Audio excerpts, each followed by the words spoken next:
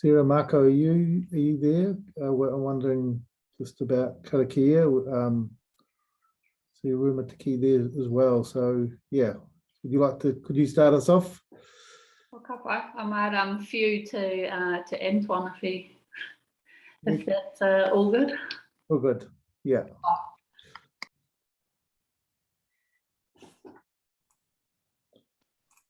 E kia ora mai tātou, e mōrena atamari, e te timatanga o tātou hui, he karakia, he whakawātia te huarahi mui a tātou. Ko te pū, ko te more, ko te weu, ko te aka, ko te rea, ko te wao nui, ko te kune, ko te whē, ko te kore, ko te pō. Ko te pō nui, ko te pō roa, ko te pō uri uri, ko te pō tango ki te whai ao ki te ao marama. Ka rongo te pō, ka rongo te ao. Tui a te kāwai tangata I heki mai I Hawaiki. Hawaiki nui, Hawaiki roa, Hawaiki pāmamao, I hono ki te wairu ki te whai ao ki te ao marama. Tū taua mai I runga, tū taua mai I rao. Tū taua mai I roto, tū taua mai I waho. Kia tau ai te Maori tū, te Maori ora ki te kātua, haumi e, hui e, tae ki e. Kia ora mai tātou.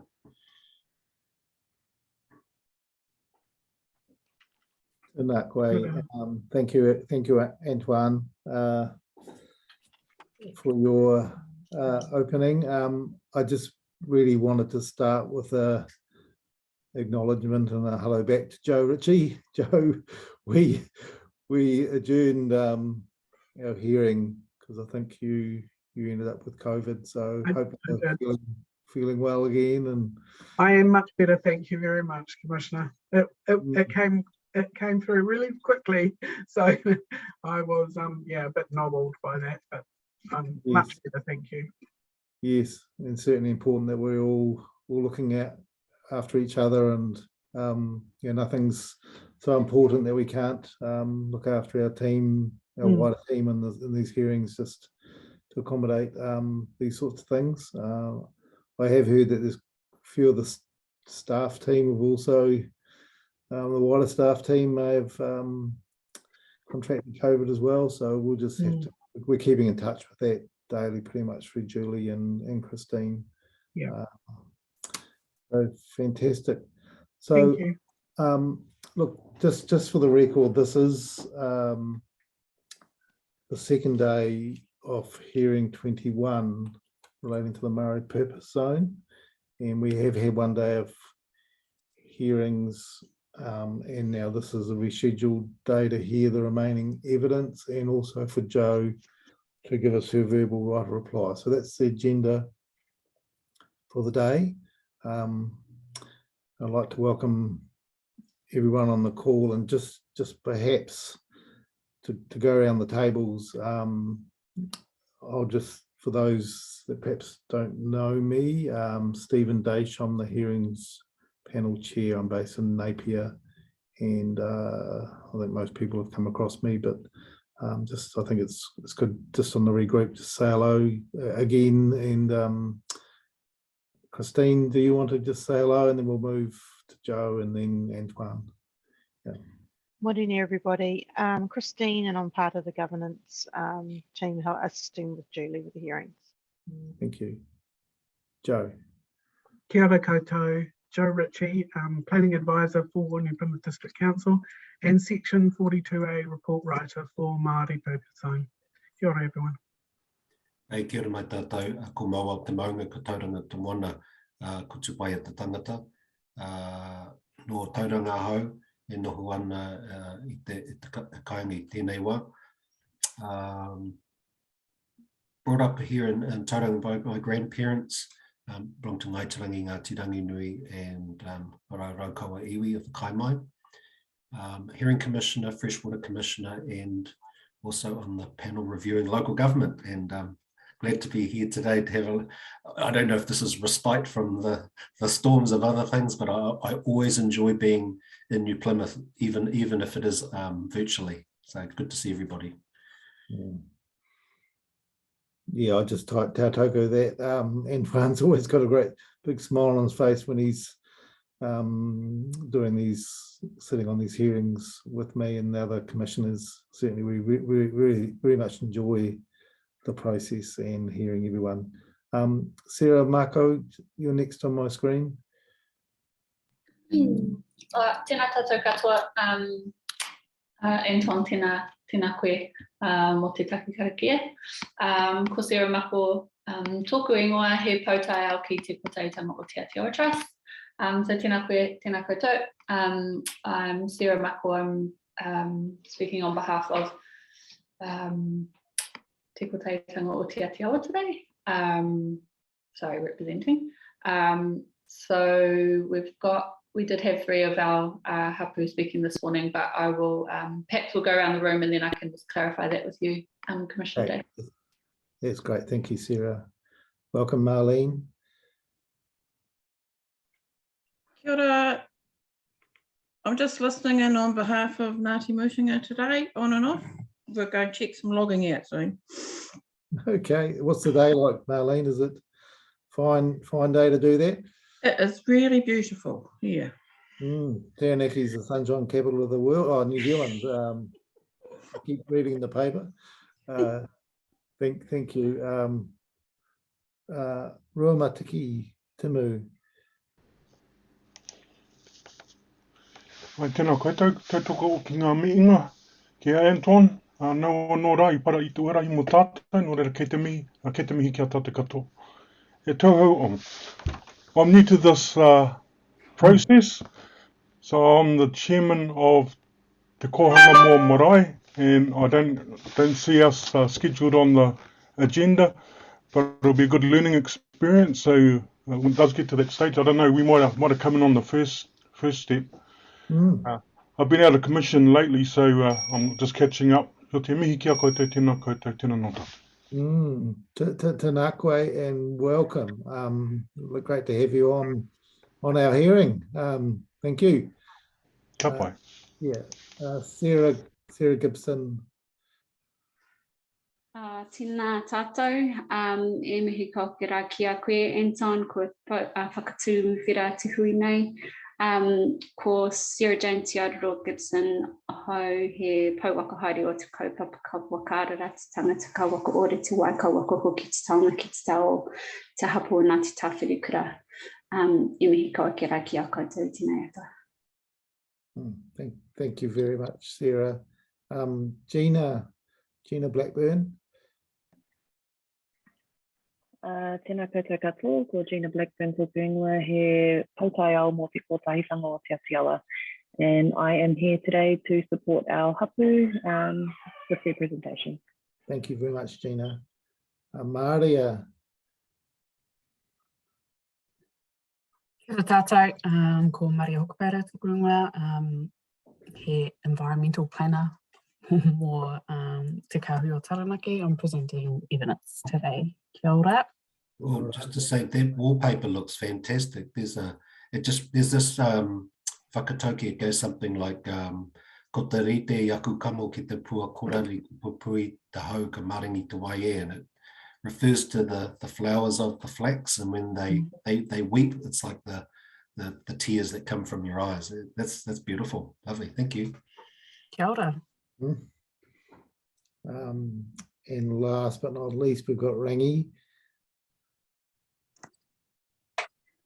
Tēnā tātou, ko Rangi ki tōku ingoa e aro atu nei ki a kōtau I runga I te whakaaro o I raro I te parirau o Tāwarikura. E mihi atu nei. Tēnā kōtau. Tēnā koe. Thank you, Rangi. All right. So without further ado, I think perhaps I will say just a couple of things, seeing Ruamatiki and perhaps some others haven't joined the hearing process a lot. Just to confirm that Antoine and I, we're acting under delegated authority from the Plymouth District Council to hear, consider and make recommendations to them on the full suite of matters associated with the New Plymouth District Plan Review. We're all independent hearing commissioners. The other two that aren't here on this hearing are Commissioner Kit Littlejohn and Commissioner David McMahon, both very experienced commissioners, and for some of the hearings, all of us set strategic directions, for example. Some of the big biggest sort of hearings in terms of scope and scale, for example, the natural areas and those sort of matters. So we sit as a full panel, but on other hearings, there's sometimes 2 and sometimes 3 of us that will be hearing the matters as we go along. And on this this kaupapa, it's Antoine and I, and Antoine will be he'll be crafting our recommendations on this topic. We also, because all of us have worked in capacities around both New Zealand and specifically in Taranaki, we do have a register of interest, which is online under our minute 4, and we just declare what we've done in the past in and around Taranaki. So we ask every time to just double check on that for this hearing if there's any conflicts. So just briefly pause to see whether there is. So far we've managed things pretty carefully, and everyone's been happy with the way we're managing our backgrounds.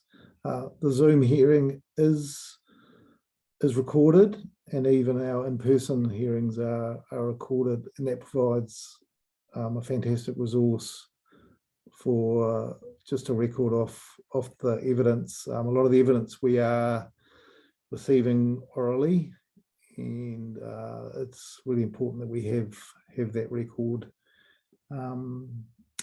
Probably all I need to say. Are there any questions before we just get underway with the evidence today? Okay, that's great. And Sarah, Sarah Marco, you were going to let us know perhaps batting order from the hapu. Yeah, so this morning we were hearing Ngāti Tāwherikura, Donna Iriwata was on behalf of Tiko Teitanga Baran and Otarawa hapu capacity, and also Fern Brand of Puketapu hapu. So Fern unfortunately can't make today. I just heard from her early this morning. So she does have a statement, which I will I'll convert it to PDF and I'll send it through to Christine as well. So also Rangi has joined with, will present with Sarah as well. So you will have received a statement from both Sarah and Rangi as well. Yes. And also just shared with Christine as well a statement for Donna. So I don't know, some of you will know what it's like herding Maori to get online. So I'm just trying to get hold of Donna at the moment to check in to see where she is. So I think probably just in the interest of time, probably we'll get started with Sarah. And Donna was going to speak first. So in the interest of time, perhaps Sarah and Rangi could yes. Start us off. Yes, thank you, Sarah. And just before we go to that, yeah, thanks so much to the wider team, the iwi submitters, and Sarah and Maria, and the ones that are working on this coordination role. The way we've set up the procedures, where there's expert evidence coming, we do have reasonably sort of hard deadlines, and so we can read that. But certainly with the other evidence, particularly the hapu expert evidence, just having those today, receiving that both orally and having a record of that is fantastic, and really appreciate the efforts here just to supplement the oral evidence we're hearing with the written statements. They had a huge amount of value to us when we're sitting down and writing our recommendations, and as a record of a lot of thinking and evidence that's sort of on the table in this process is greatly appreciated. Thank you, Sarah, in particular. Cool.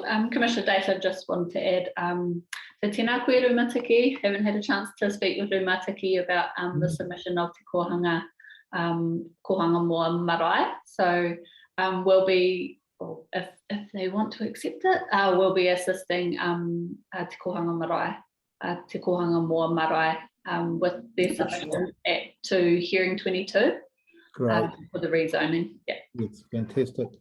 Thank you so much, Sarah. All right.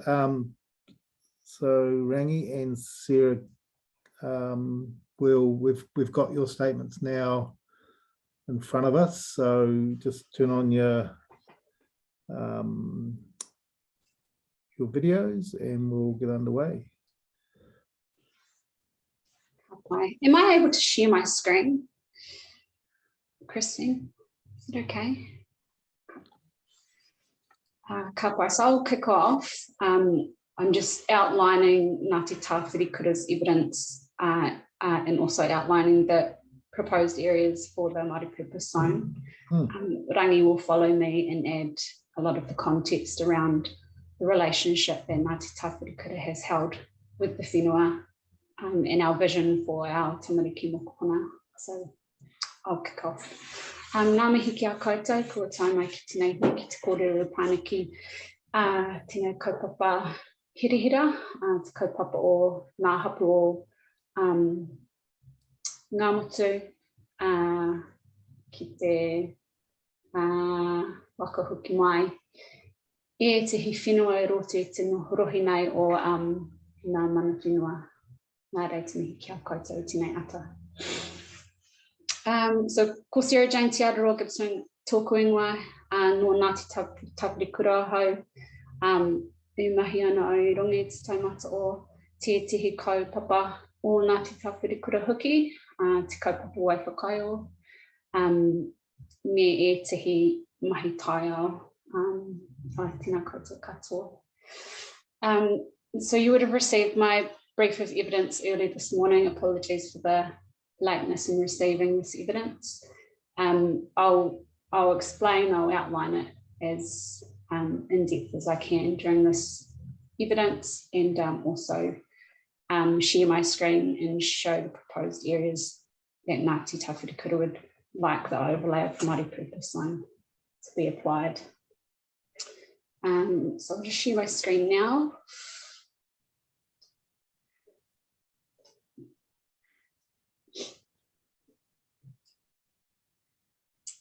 Can you see that map in front of you? Yes, we've got that, Sarah, thanks.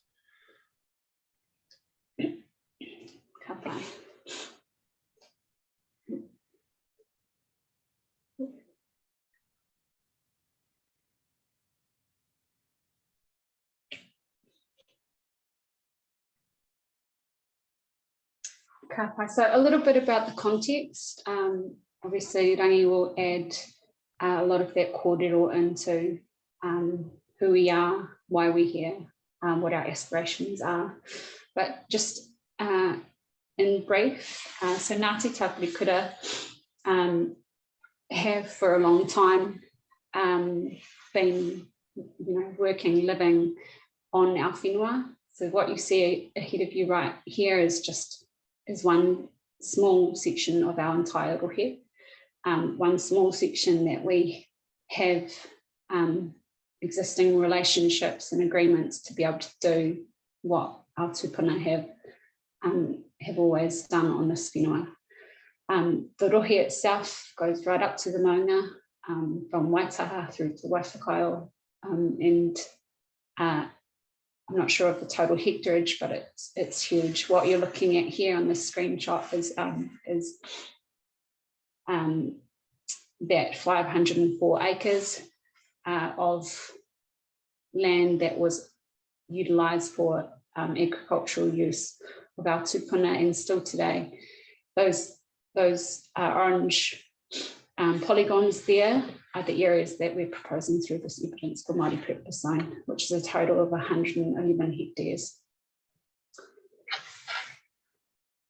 So more recently, Tāwhirikura have been working to restore our physical presence on this landscape.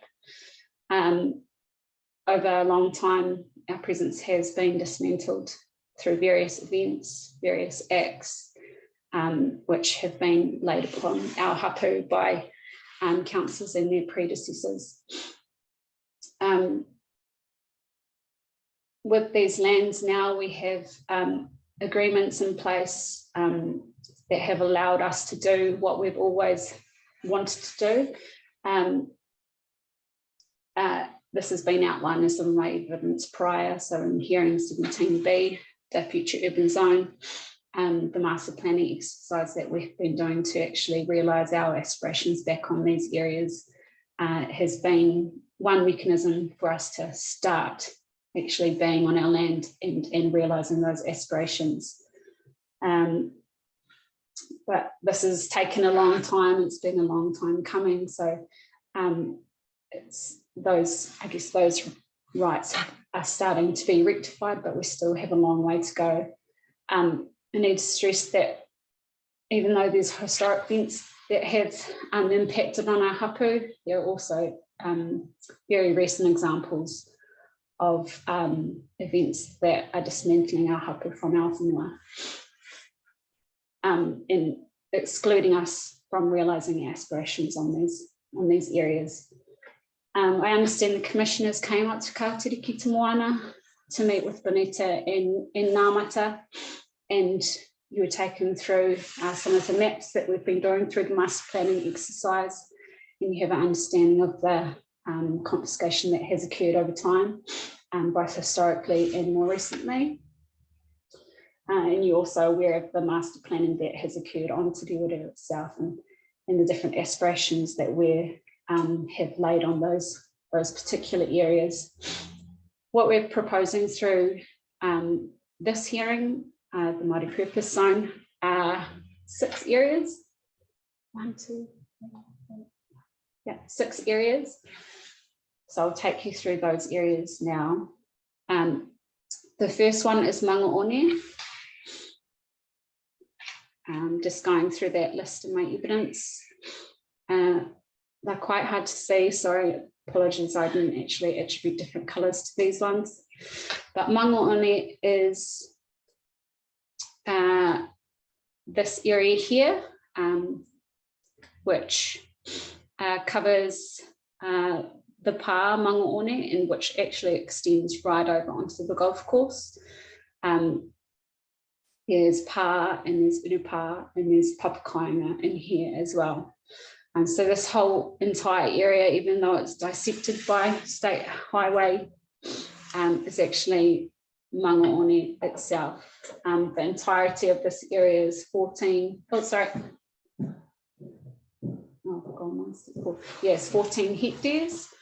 The hapu consider that we're best qualified to manage and look after this area in accordance with our own tikanga and customs. And you know, at the moment it's isolated from the cultural landscape that sits around it, but it shouldn't be. It's a piece of our broader whenua. You'll see that the areas next door are part of that broader landscape, which I'll talk about now. So Kātiri ki te Moana is another one. That's the marae the area that the commissioners visited. This is the section here, which is actually in ownership of mana whenua now, the whole area. And this is, you know, intimately connected, even though we're crossing our arbitrary boundary here with Mangaone. That area is 1.45 hectares in total. On here, you would have come into Kātiri ki te Moana marae here. There was actually a bigger marae back in the 1800s back here. There were mara that streamed down this gully in here. And as you cross this arbitrary boundary here, there's actually a lot of customary practices that occurred in this ngahere right next to the main road. Which brings us on to Kātiri Scenic Reserve. So this is a reserve that is managed by DOC. It spans across the ridge line of Waiwhakaio. So it follows, Oh, gosh.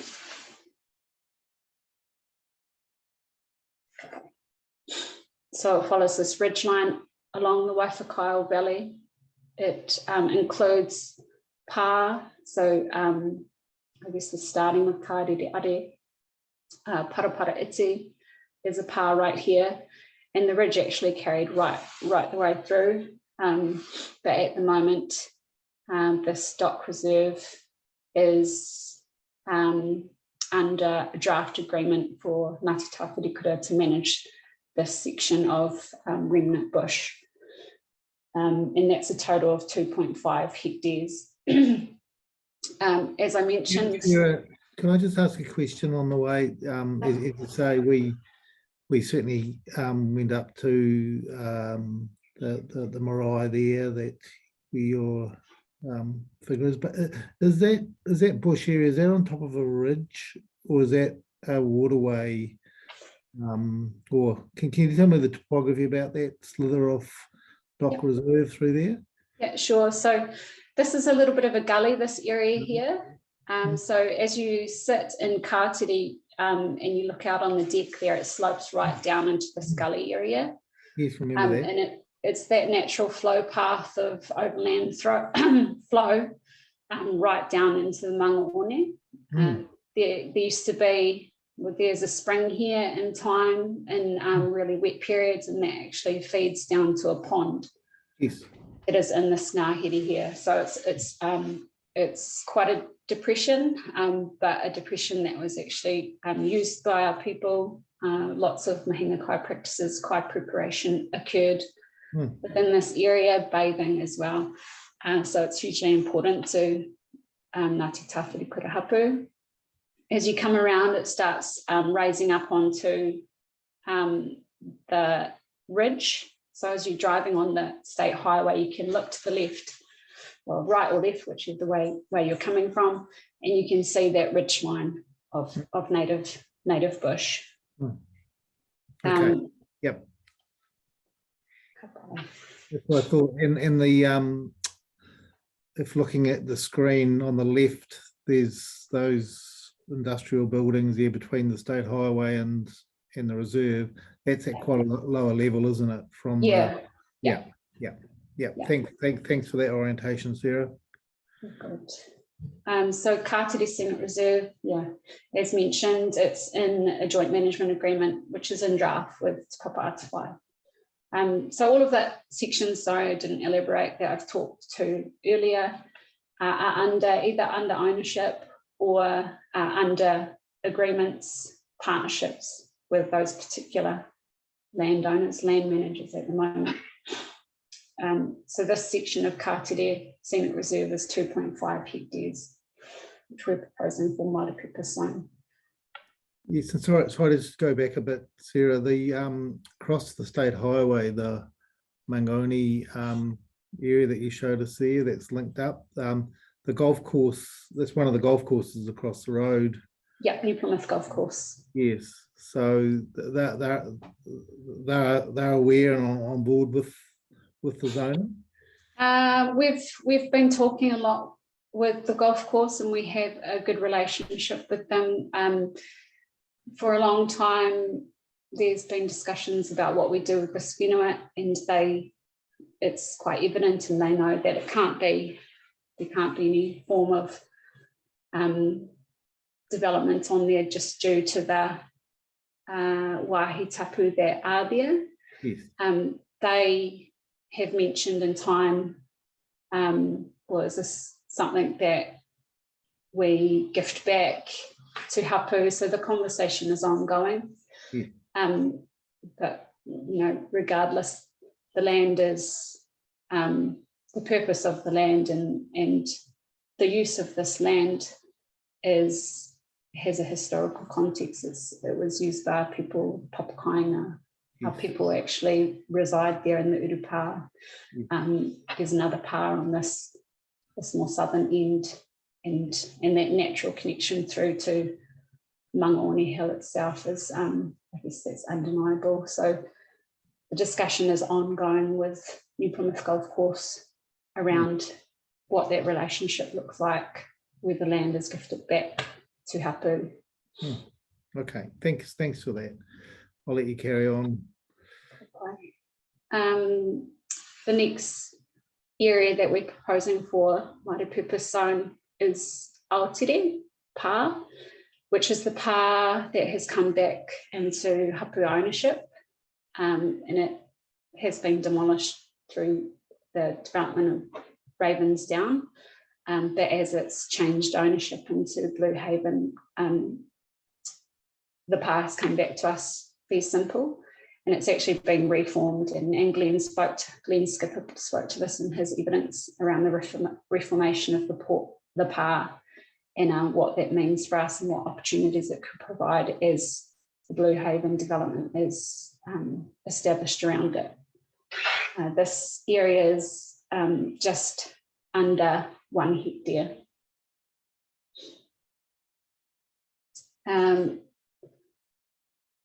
One of the bigger areas that we're proposing for Māori purpose zone is Te Rewirewira. This is the pā that the commissioners visited up here. And as we move down, so the whole establishment of Te Rewirewira is quite big. You can see the fortifications up on the hill there, but the mara came down this flat running towards the coastal walkway, obviously Mihingakai and Mātai along this coastal ridge, and mara coming down this far side as well, and naturally extending along the coast.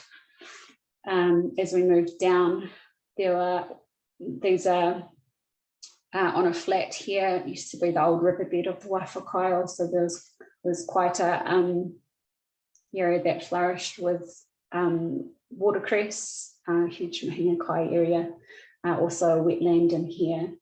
So this entire area is under joint management agreement between Hapu and Council. It's a total of 35 hectares, and it's been, I guess this agreement has been one mechanism for us to be present on this whenua. You would have seen down the far end, we've established an office hub area, which is still in its infancy and is soon to be a lot bigger. And through our master planning exercise, we've got aspirations to have Papakainga, Marae, cultural and arts hub, other economic opportunities such as Booker Batches on the coastal margin. We've also started to revitalise and restore our Mihingakai areas. So this is one of them here on this bend of the Waifakaio and on this other side, and also areas of Inanga spawning, which are soon to be restored, and also on this island here. So this is one area that we're also proposing for Māori purpose zone, 35 hectares. As we cross the awa there, we've got Mātai Ngā Takapu, or Pukiweka, or the Fitzroy Golf Course, which is a total of 58 hectares. The relationship that we have with the golf course here is that Hapua on the lease with the golf course to realise ourselves back on this area as well, noting that for a while now it will still be used recreationally for golf, but that mechanism, both in our relationship and us being on the lease of the golf course, also with the mechanism for Māori purpose zone, giving us the ability to see our aspirations on this whenua as well. So in total, those 6 areas is 111 hectares, which is actually a drop of sand within that whole rohe of Te Aotearoa, Ngāti Tāwhirikura. So right now, that's what we're putting forward through for the Māori purpose zone, just due to the relationships and mechanisms, agreements that we have in place, or the ownership rights that we have on those areas. So I guess to wrap up, before rangi, follows on from me. Yeah, it's our, well, in my opinion, the Māori Purpose Zone will enable Ngāti Tāwhirikura to realise our aspirations, to recognise the relationship that we have with our whenua, but us being only a conduit from our tupuna and a conduit to our tamariki mokopuna.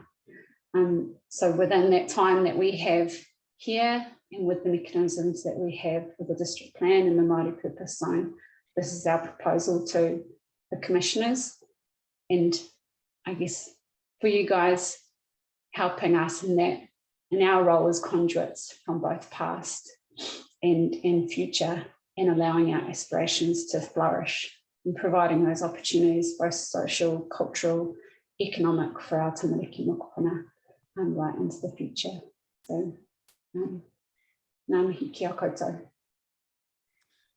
No, quite. Thank you, Sarah. I just had one before we move to Antoine. I'm sure, well, you normally have some good questions. I just wanted to go, if you could take us back to Aotearoa Pā, the area came back as fee simple. So this is part of the old, this originally was part of the old Ravensdown land, is that right? Correct.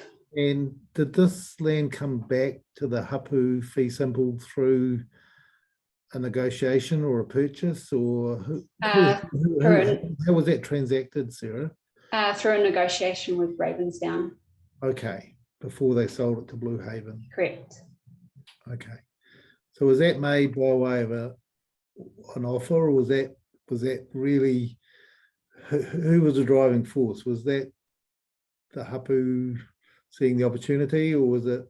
Yeah, it's the hapu driving that opportunity, but I think in the end discussion was, yeah, Ravensdown were quite open to that opportunity for hapu, so yes, definitely something that was driven from hapu's side.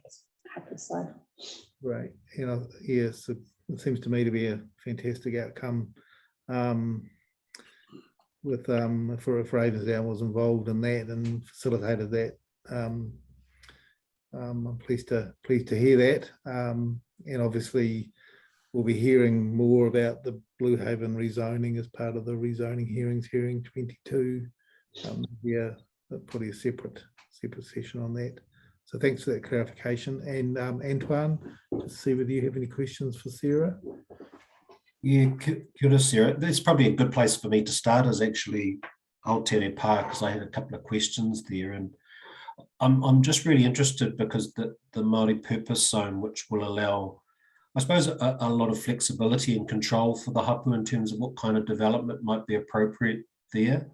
And I was wondering, because there's been a lot of development on that block, particularly the neighbouring block, the Ravensdown site, but also there could be future shopping centre and other types of commercial activities. And I just wondered if you'd had any thoughts about the interface between what your future aspirations are on that block and how they might fit or not fit with the development next door. Because I'm thinking of places like Rotorua near the lakefront, where you have communities which have been surrounded by industrial and commercial development right up to the boundaries, and there hasn't been any consideration of that interface between those activities, which aren't necessarily conducive to people living there, but they're having to, I don't want to use the word suck it up, but they're actually, there hasn't been any consideration between some of those hard activities right at the boundary of the property, and the transition or the buffer has to occur on the Māori land, which is a bit of a shame. So I just wondered whether you had any thought about those future aspirations for that block. Yeah, so first and foremost, it's around our connection back to that area. So those social, cultural activities that can occur on that whenua as that pā is reformed.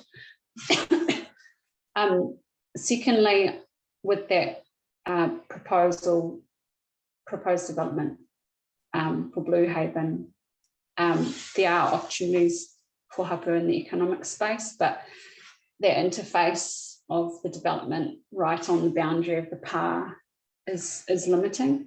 You know, I guess there's not a really open segue into the development. So that does limit the opportunities in terms of cultural, social opportunities for the hapu to reconnect. So that is one area that I guess is a issue for the hapu. You know, if there wasn't a hard line between the pa and the development itself, there could be more things that could be seen and aspired to on that particular pa. But as it stands, yeah, there's a limited amount of opportunities just being shrouded around the Blue Haven development. I suppose this is a little bit blue sky, but do you see the Aotere Pa site as being contiguous or transitionally being accessible from the Blue Haven site at all, or do you see them as quite distinct sites? Will there be potentially a hard fence or something like that? There's a definite barrier delineation between the two. No, just if you look at the landscape, it's contiguous. Yes. You know, this pa connects into this ridge of pa that flows down this way. So connectivity is important for our people. You know, they would have walked through these line of pa through to Aotere. So connectivity within whatever development looks like is important. We won't be, you know, we won't be having fences and stuff. It'll be an area, a hub for our people, but being situated within the Blue Haven development, it'll be a place for others to come and learn and I guess acknowledge Ngāti Tāwhirikura and our aspirations here. So yeah, it's important to have connectivity between our broader cultural landscape within whatever the Blue Haven development looks like. Thank you, that's really helpful. My other questions are all very similar, and I'm thinking perhaps the Manga Oneb site might be the first one to start with. I've got my little map here too, which is great. So I think from evidence which I had a very quick read of, and you can correct me if I'm wrong, Mangaone is a historic reserve, is that correct? Correct. And it includes part of the golf course. And although it's shown that the landscape there, I'm assuming the historic reserve doesn't go through the state highway, it's on each side, but you're showing the connection of that landscape. Yeah. The Historic Reserves designation only sits within this area that I'm going around right now. Oh, okay. I think it does include this green belt as well, but stops at the state highway. Okay, thank you. In terms of who's administering and managing the Historic Reserve at the moment? New Plymouth District Council. Is it vested with the council as well? I think so. I think it is.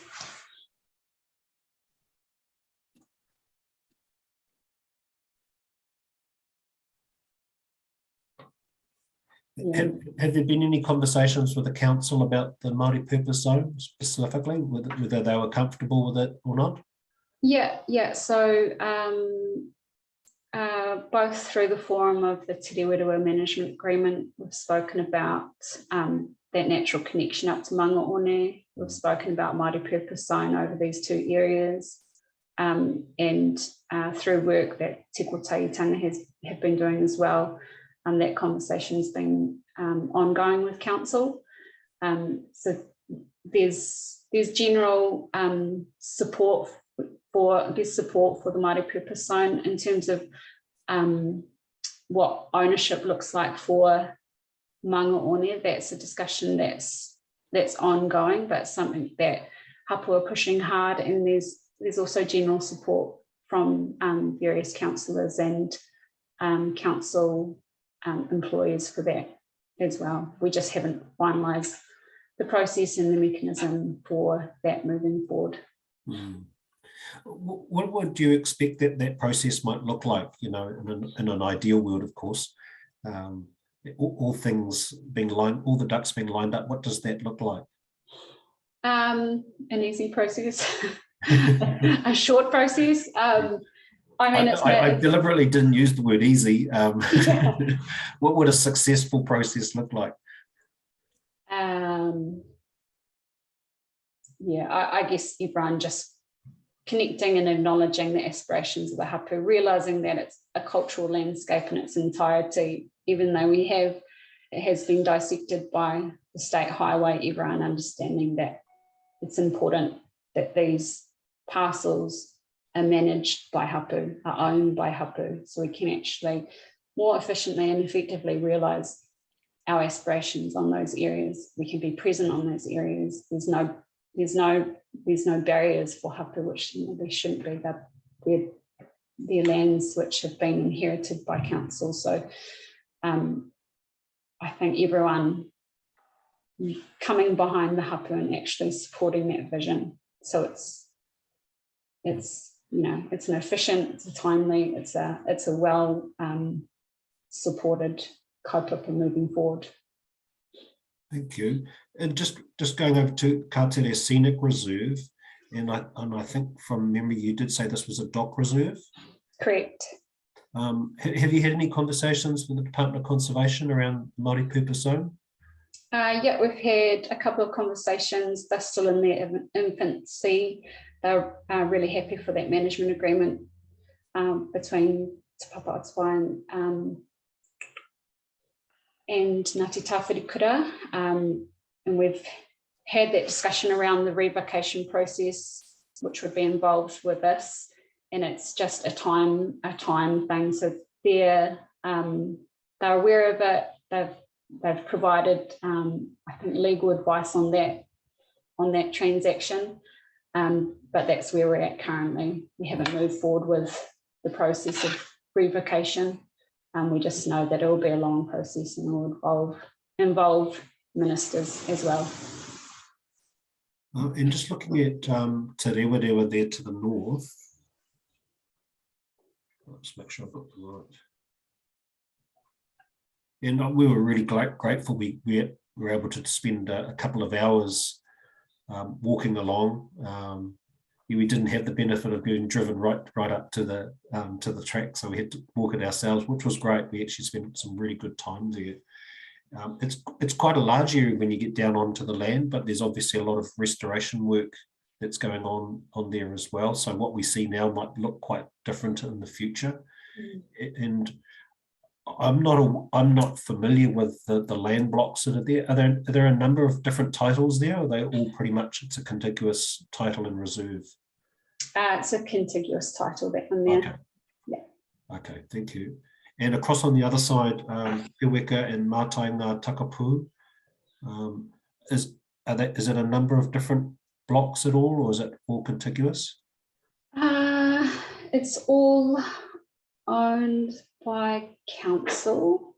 Not sure if it's separate areas or not, but I know it's all owned and managed by council. And how have the conversations with the council gone in regards to that particular reserve? They're still ongoing. Obviously, they weigh up the community, the relationship that they have with the community and the uses that currently occur on there. But they know that there needs to be a change in the character and the way that this area is actually speaking to our values, our aspirations. So they know there needs to be a change. It's just a timing thing, really, and for council to do their consultation to ensure that all their stakeholders are supportive of what hapu are trying to do here. Thank you. that was my questions. I suppose it was a similar question thread through each of those, and I'm just trying to get my head around where those conversations are at. You know, who are the landowners, and obviously where you've got council and Department of Conservation. That's quite helpful because it's one body. They're a public body, and so there's certain amount of transparency and accountability that's required there, and processes and things. So it's just getting a feel for those. And I suppose my question for Ms. Ritchie will be, you know, what her expectations around when you go to look at things like rezoning for Māori purpose zone, what sort of things need to be in place before, during, or after? Because obviously when you have the zone, there's also some requirements for some planning to happen, you know, just to provide more clarity. So just having a bit of a feel for what's the order of things in an ideal world, so everyone can be really successful, would be good to just to understand a little bit better. That was perhaps, I'm just voicing that with you here, Sarah. So Joe's going to hear that question, but you just understanding where my questioning is coming from. Yeah, that's been really helpful. Thank you. Yeah, and as the conversations that have started and they're happening, and some of them are quite a way through. It's just a timing thing and figuring out the process to allow those things to flourish and succeed. But I would definitely, the Māori purpose zone will be another layer of or another mechanism to actually help on that journey. Yeah, it certainly seems to us, and I hope I'm not speaking out of turn, Stephen, that the Māori purpose zone is very enabling. It's trying to, you know, reconnect, and it's a vehicle for reconnection of hapu and iwi with their ancestral landscape, and that's done in a way where you're actually not just enjoying looking at it, but actually being able to live on it and work on it and have those connections that you once had, but do them in a modern context. So yeah, I really appreciate what the zone's trying to do.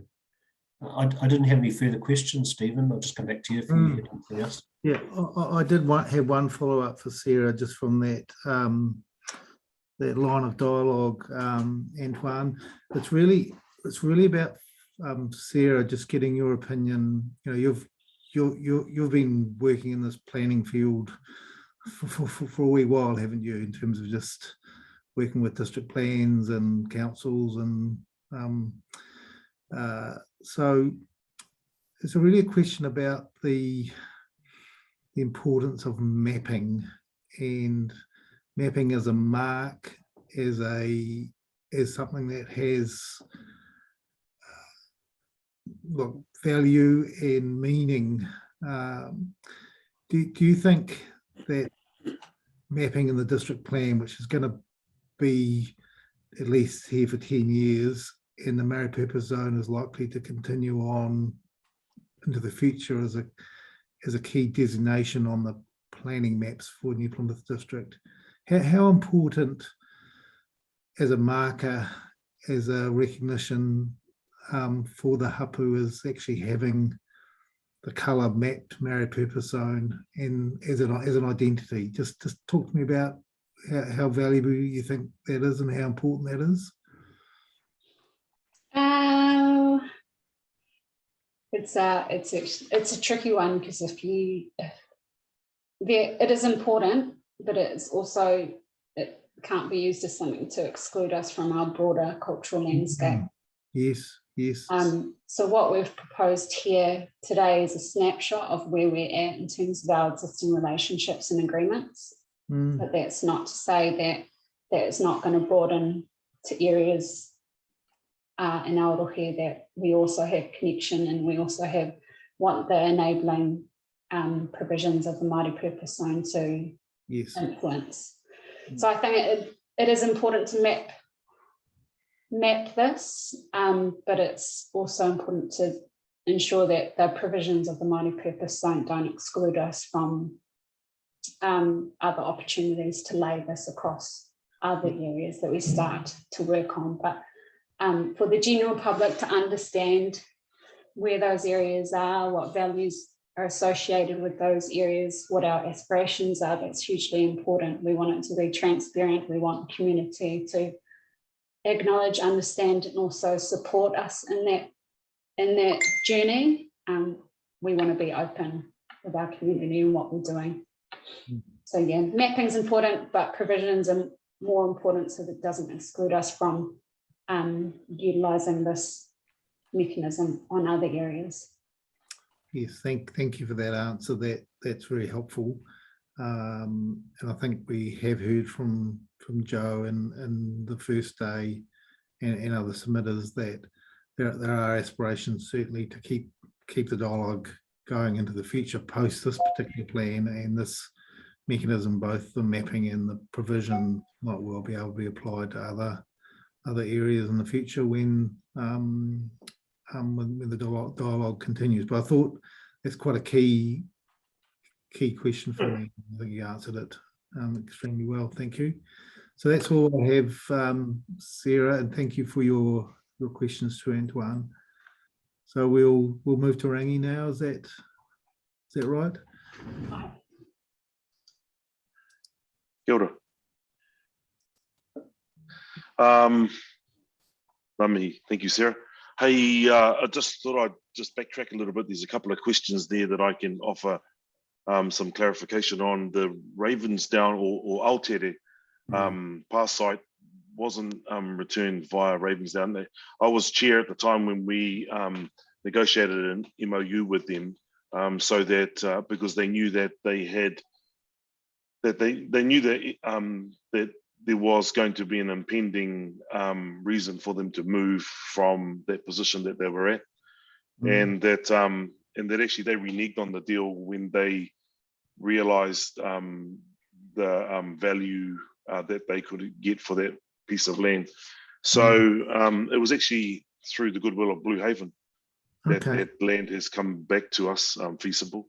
You know, we spent quite a bit of time talking to them. They also wanted to solicit our support for their development. So it wasn't a trade-off. You know, we had some pretty blunt conversations, and they recognised that the purchase of the site from Ravensdown wasn't disclosed that we had that MOU with them, and so as an act of goodwill, and they recognised the implications of Aotere, that they returned it back to us.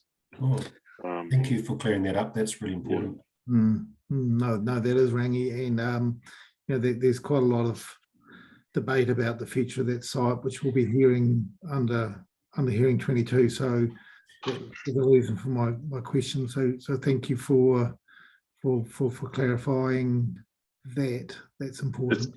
It's really interesting looking at the map that Sarah has up, because the tribal estate of the New Plymouth Golf Club is about 30 to 35 times larger than the tribal estate of Tawhurikura, the lands in fee simple that we have at the moment. So it gives you a kind of an idea about what the gravity of Māori purpose zones might actually mean for us, because the land in which we currently own, you know, in fee simple, is incredibly small.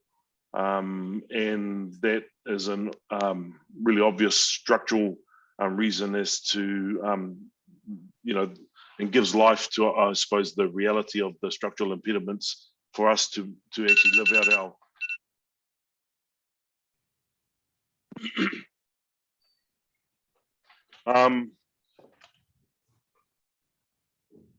and just in your response to the question around mapping, it's interesting too that the lands that you're looking at, where we're asking for the proposition of Māori purpose zoning, were actually lands that were put aside as Māori reserves.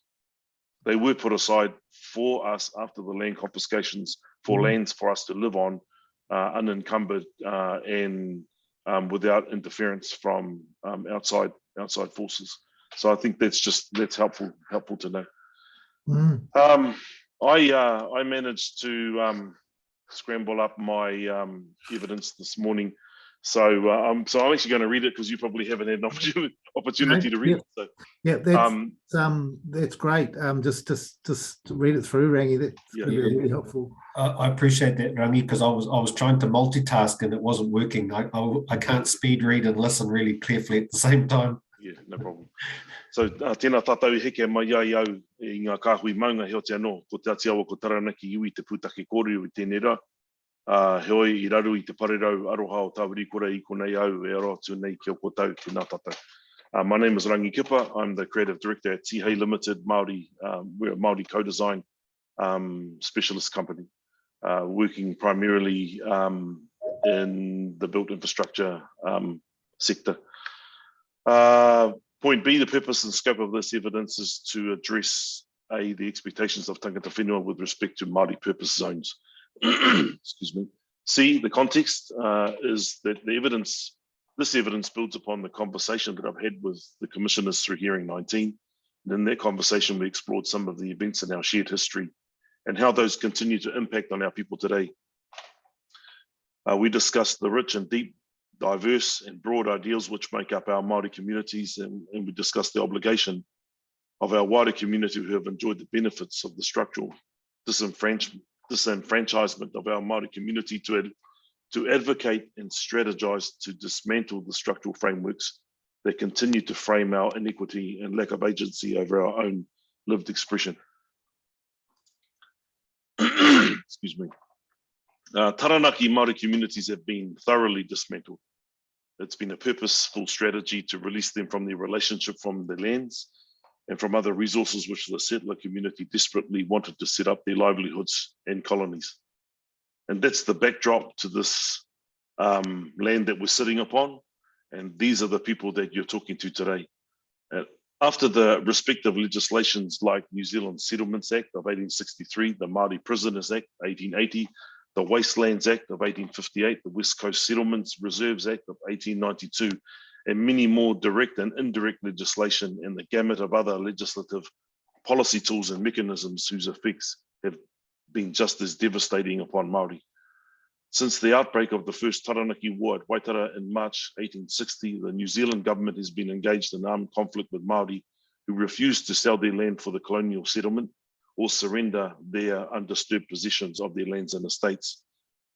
The 1840 Treaty of Waitangi, that the 1840 Treaty of Waitangi had promised them.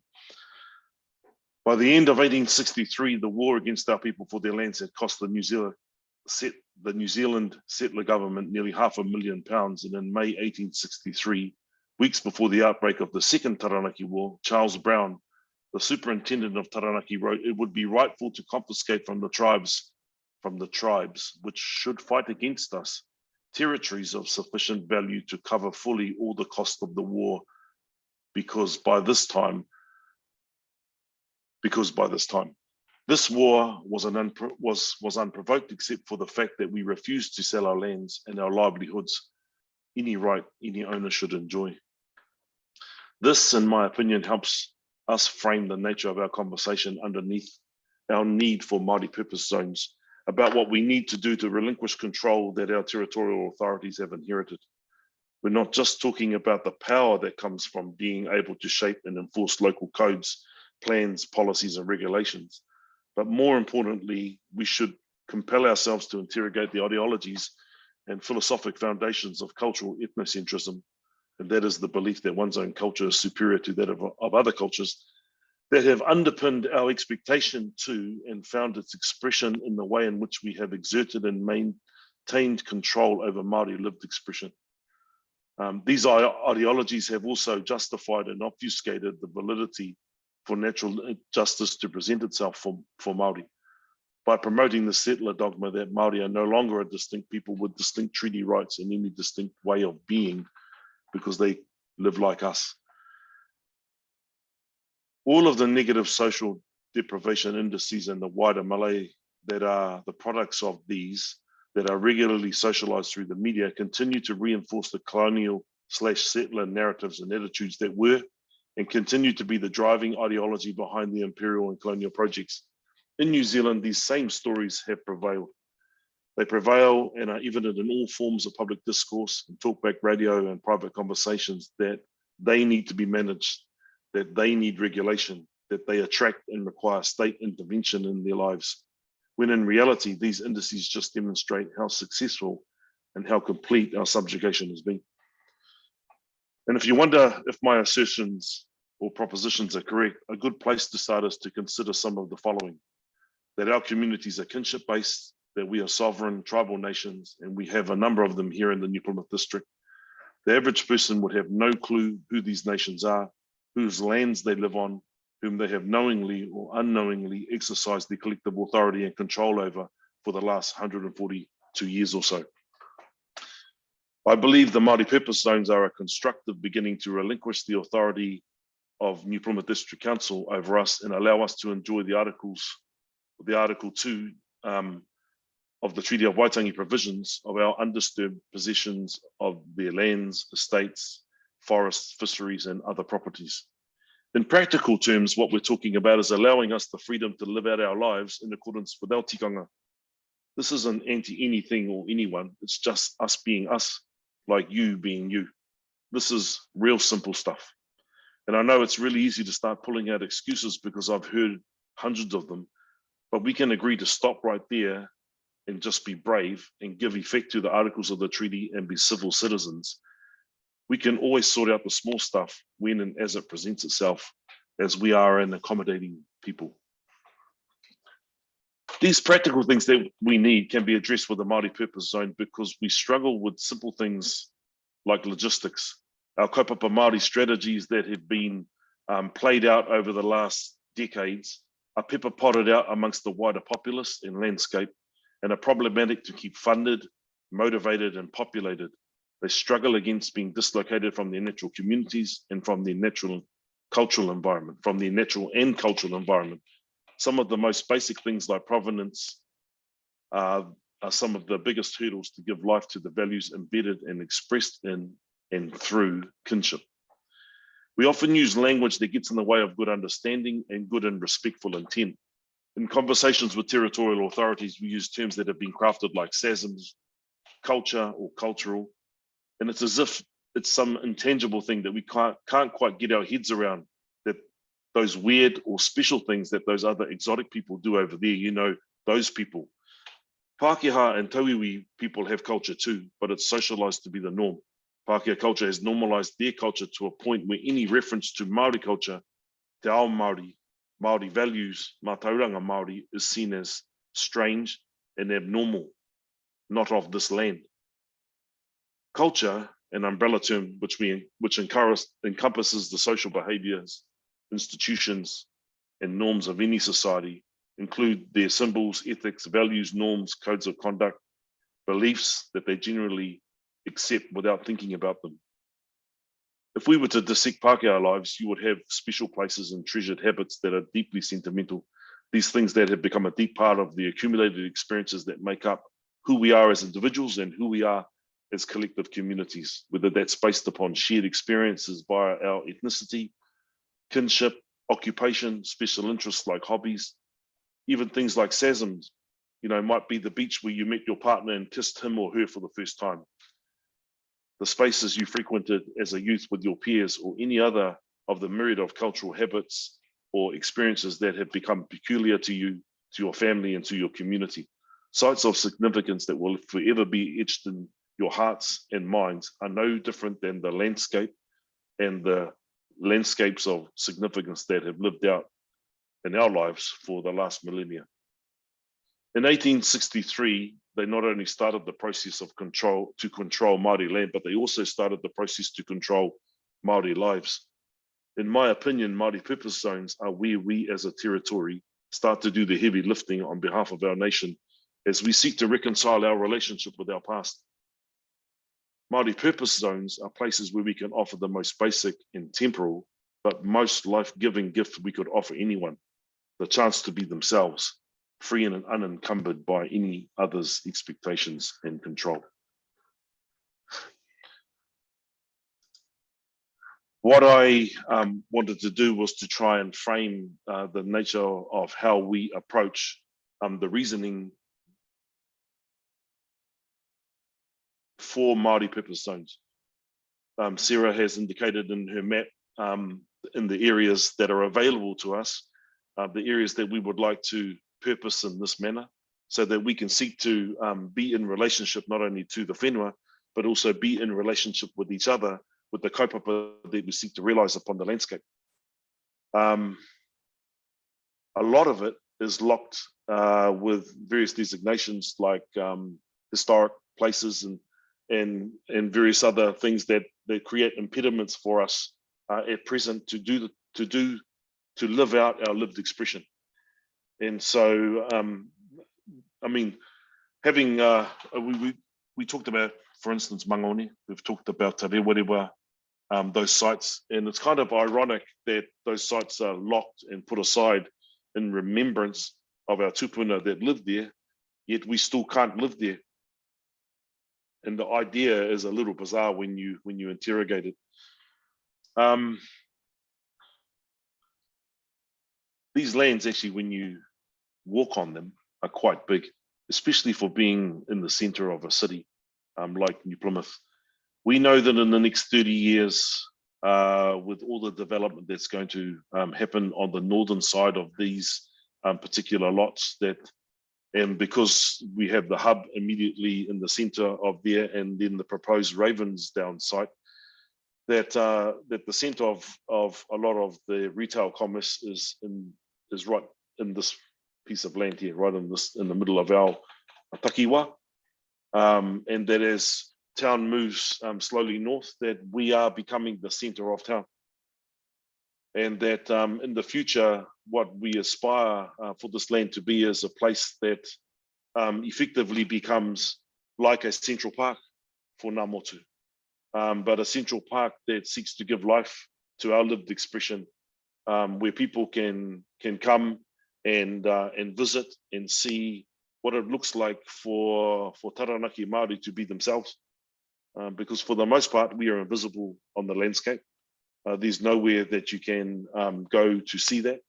And we spoke about it in the last presentation that I give, that even when you go to our marae, they are empty shells compared to what they were traditionally or customarily for us.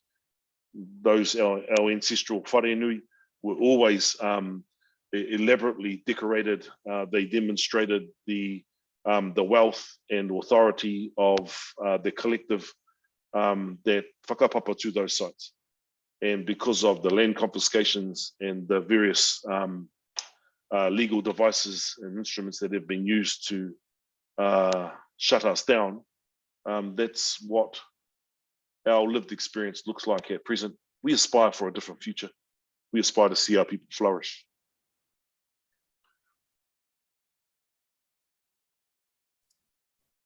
Thank you very much, Rangi. And just before I go to Antoine, I'd like to really thank you very much on behalf of the whole panel, both for the oral evidence that you gave at hearing 19, and Commissioner Littlejohn and I were listening and actually following up with your statement in writing. I think adds considerable value to your evidential position as an expert. I do have some questions myself, because I'm very interested in your evidence and the linking of that through Sarah's evidence and now onto you. But I'll come back to you once Antoine's started questioning. Thank you very much. Tēnā koe Rangi, e tarangatire mihi kawana ki ngā kōrero ko putu mai tēnei rā. Just to like to acknowledge again the evidence that you provided at this hearing and other hearings.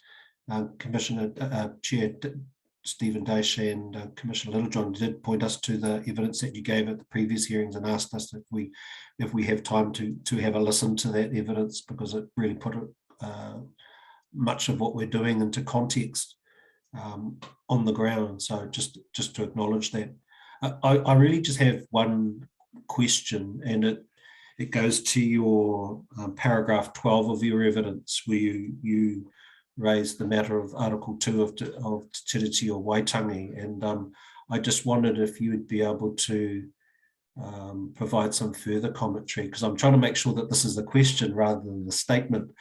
That I'd really appreciate you to provide us some further context because we're talking about Māori purpose zone, but we're also talking about the footprint of Ngāti Tawhirikura on the ancestral landscape. And for us as decision makers under the RMA, we need to consider the principles of the Treaty of Waitangi, Te Tiriti o Waitangi. And it seemed to me that, you know, the principles of development where Māori are provided opportunities to develop. They're not living in the past, they live in the current context and into the future. And if you had any views in regards to that development principle, the active protection of the Crown, which is enshrined in the RMA through our functions and our roles, that we need to be consistent with those principles to make sure that we provide not only for the people and their well-being, for their language and those taonga that they have developed, not in the past, but also in the current context and in the future. The principle of redress in regards to make sure that we're not perpetuating the injustices of the past, that we are considering opportunities that we'll be able to provide for the rightful expression of those principles and their intentions. And then lastly, but not least, being informed in our decision making, to making sure that we're making decisions that are well informed by all parties, including tangata whenua on the ground. So I suppose that's a bit of a mouthful of a question, but I just thought any further comments or thoughts you had in that in regards to the principles of Te Tiriti o Waitangi would be helpful. Yeah, that's a tough question actually, because it's a really expensive, you know, I mean, in many ways, I don't know where to start. I mean, most people know me as a creative or as an artist, but I trained as a social scientist at Waikato in the early 90s. So I tend to step back and apply a critical lens, and where possible, as unemotional as I can. And so when I look at the colonial project, and the objectives of the colonial project is always to dismantle the communities that they're seeking to colonize, so as to take advantage of their property and resources.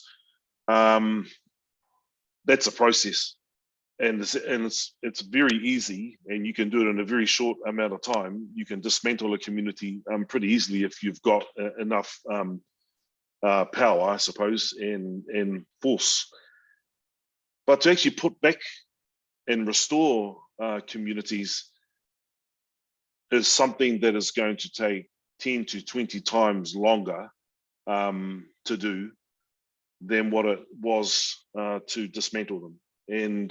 And so much of our world has been structurally dismantled. So like, even if you look at the landscape on the map that we're looking at present, which was primarily, other than maybe some of the coastal strips that were cleared for growing, primarily bush. And so for people who drew their identity from their topography, their geography, their lived experience, natural phenomenon, means of production, all of that lived out, you know, experience on their whenua, when their whenua has been so heavily transformed, is problematic. And then we've just got really simple things like just trying to live in relationship with each other. And so we're going through an exercise at the moment, trying to reimagine how to create papakainga that don't look like brown versions of subdivisions, Pākehā subdivisions. Because actually, when you look at all the housing all separate and people living in separate houses,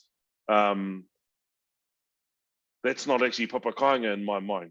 When you apply our values to it. And so even the dismantling and the energy that has to go in re-socializing us to our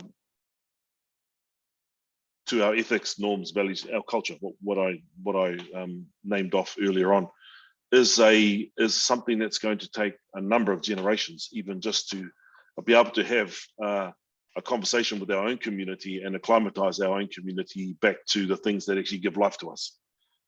So even access to land, it's really hard to live as Maori if you don't have any land. So we're in the process of rebuilding. It's not easy, and I'll be really blunt. I have really strong networks across the Indigenous creative network right across the globe.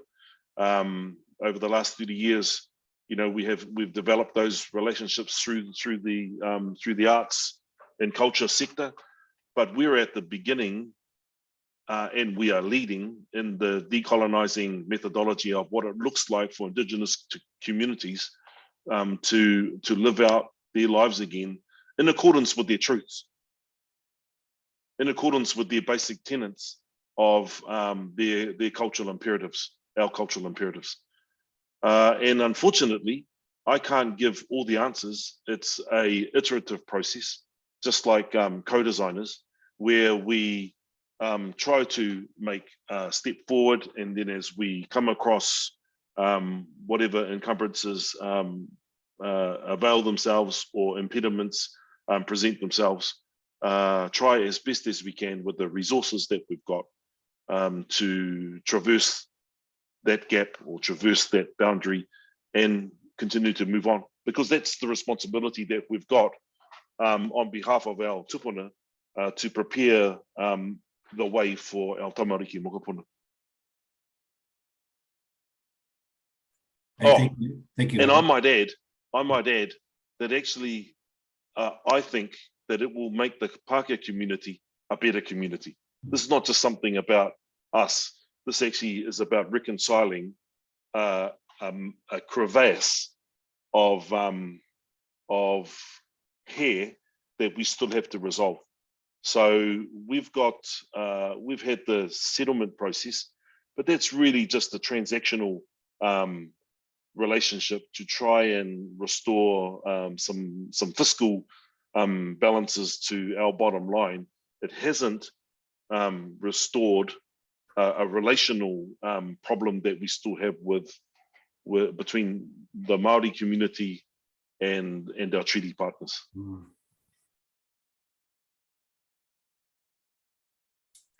Thank you, Rangi.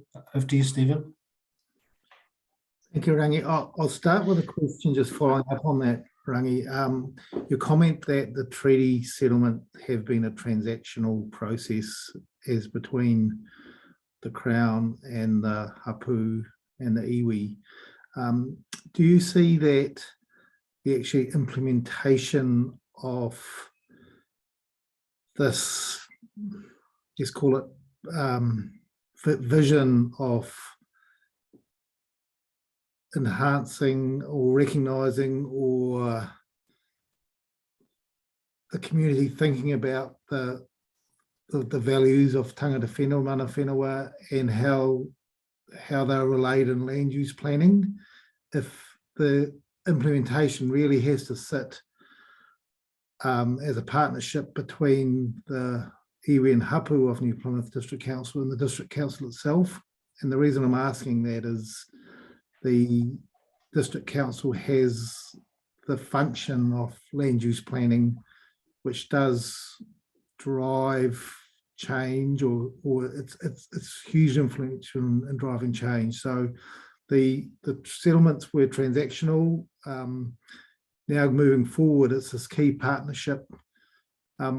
Is it this key partnership between the territorial authority, New Plymouth District, and the hapu and iwi that is going to drive this, a successful transformation along the lines of your evidence and what you're seeking to achieve? It's an iteration. I'm not, it's an aspirational. It's aspirational to say successful, but it's definitely a major leap in the right direction for us. Even our relational.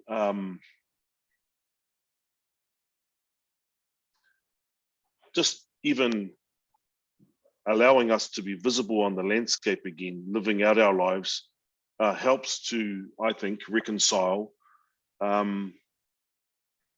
our relationship with NPDC and with its constituents, because for the most part at present, we're invisible. We're a figment of people's imagination and only come to the attention of the general public when there's something in the media about something where we're present in the conversation. So I think the opportunity to give effect to whatever those purposes are that we choose to give effect to on these lands does a massive amount facilitates the opportunity for change. It's no different than, for instance, introducing education into the curriculum around what really happened in Aotearoa. I mean, if you don't teach people about what happened here, there's no reason for them to think otherwise, that this land has always been settler land. Yes, thank you for that answer. And my second question is really, I'm a social scientist who come up through the geography department at Massey University. Very interested in anthropology, ethnography, those sorts of things. So question for you about the map we're looking at in front of us.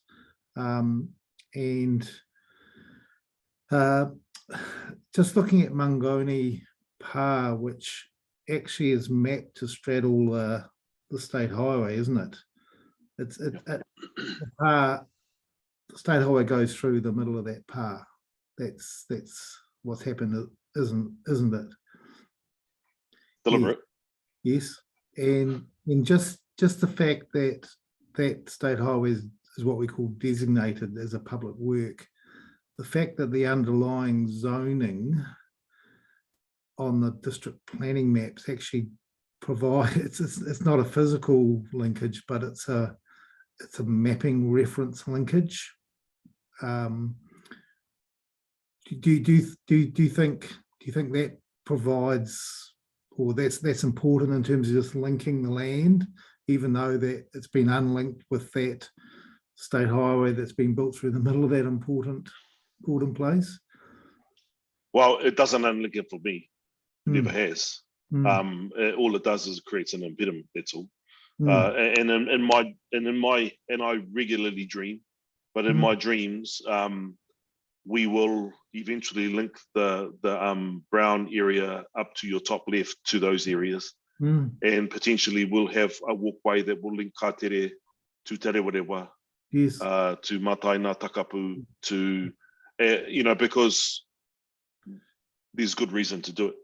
And we have, and it's funny, but those things that when I talk about dreams, it was a dream 20 years ago that we might get to Rewarewa back, and here we are in now with the first award. That was an award-winning agreement. It's the first time it's ever happened in New Zealand where land was taken out of the land banked provisions that the Crown had, and was used as a through agreement as a tool to settle outside of the treaty settlements process agreements for our people. So of course the benefit was to get the walkway, but we consider that actually in the long run, when we're resourced enough to do it, as an opportunity, an economic opportunity for us, because a lot of people traverse that walkway on a daily basis. Okay. Well, my next question is really about the importance of names and linking names to maps, and looking at paragraph 9 of Sarah's evidence, where she's got the bullet points of these blocks, and she's taken us through carefully from Ngoni to Kateri, Aotearoa, through Pukiweka to Te Rewarewa. You can see, I can see just as a geographer, the links that are there now, but how they would have been in the past, and linking these up through both mapping and the importance of names, which just understanding those as a planner and a geographer just makes it real and live, and that's where I think the understanding through more a combination, I'll ask you a question, better understanding for a combination of mapping and naming and just really understanding where these important places are. That must be a step forward in this district plan. Do you agree with Absolutely. that? Absolutely. Because it offers a Maori cartographic experience, which overlays actually another whole world view.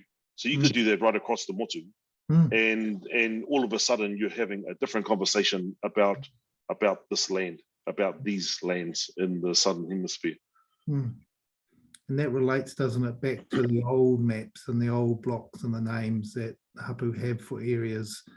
You know, we have this torrent system which organises our naming and with letters and numbers and things, but all these areas and all these blocks, when you look at the old, some of the very ancient maps, the old maps, all these places have names, and are referred to, and I would suspect, and if you could confirm it in your mental map, these places have Maori names that are very traditional, all through your rohi, I would suspect.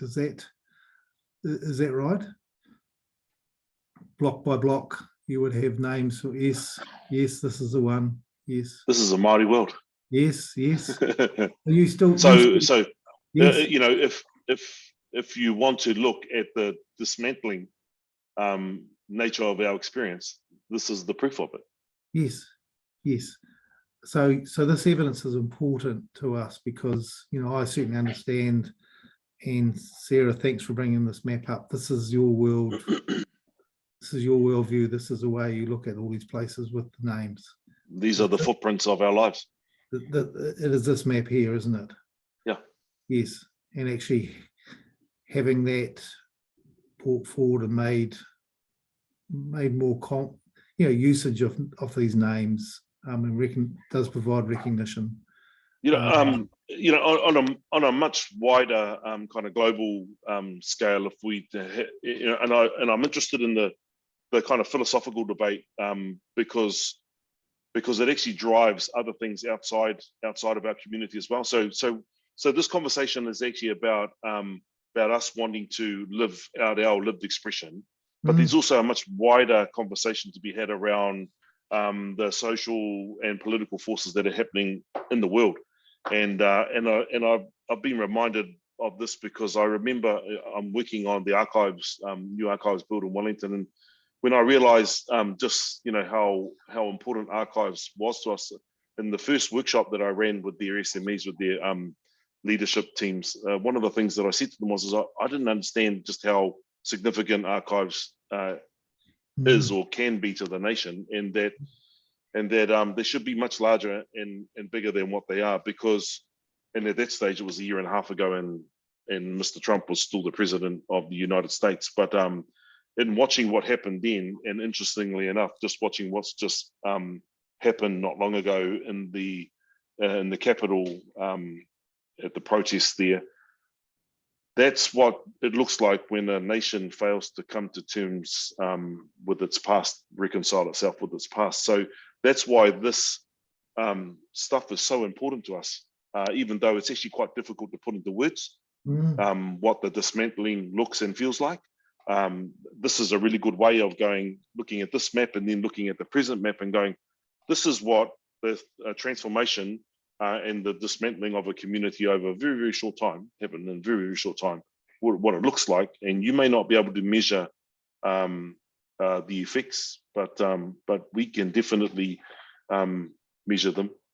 And but more importantly, the pathway back to well-being, the pathway back to flourishing, is definitely looking at opportunities like Māori purpose zones. As small as what they are the smallest step that we should take. Yes, thank you for that answer. I have one more question, Rangi, and I'm just going to go to your evidence. So I'll just close down Sarah's on my screen and open up your evidence. Once I can faff around here with my other screens.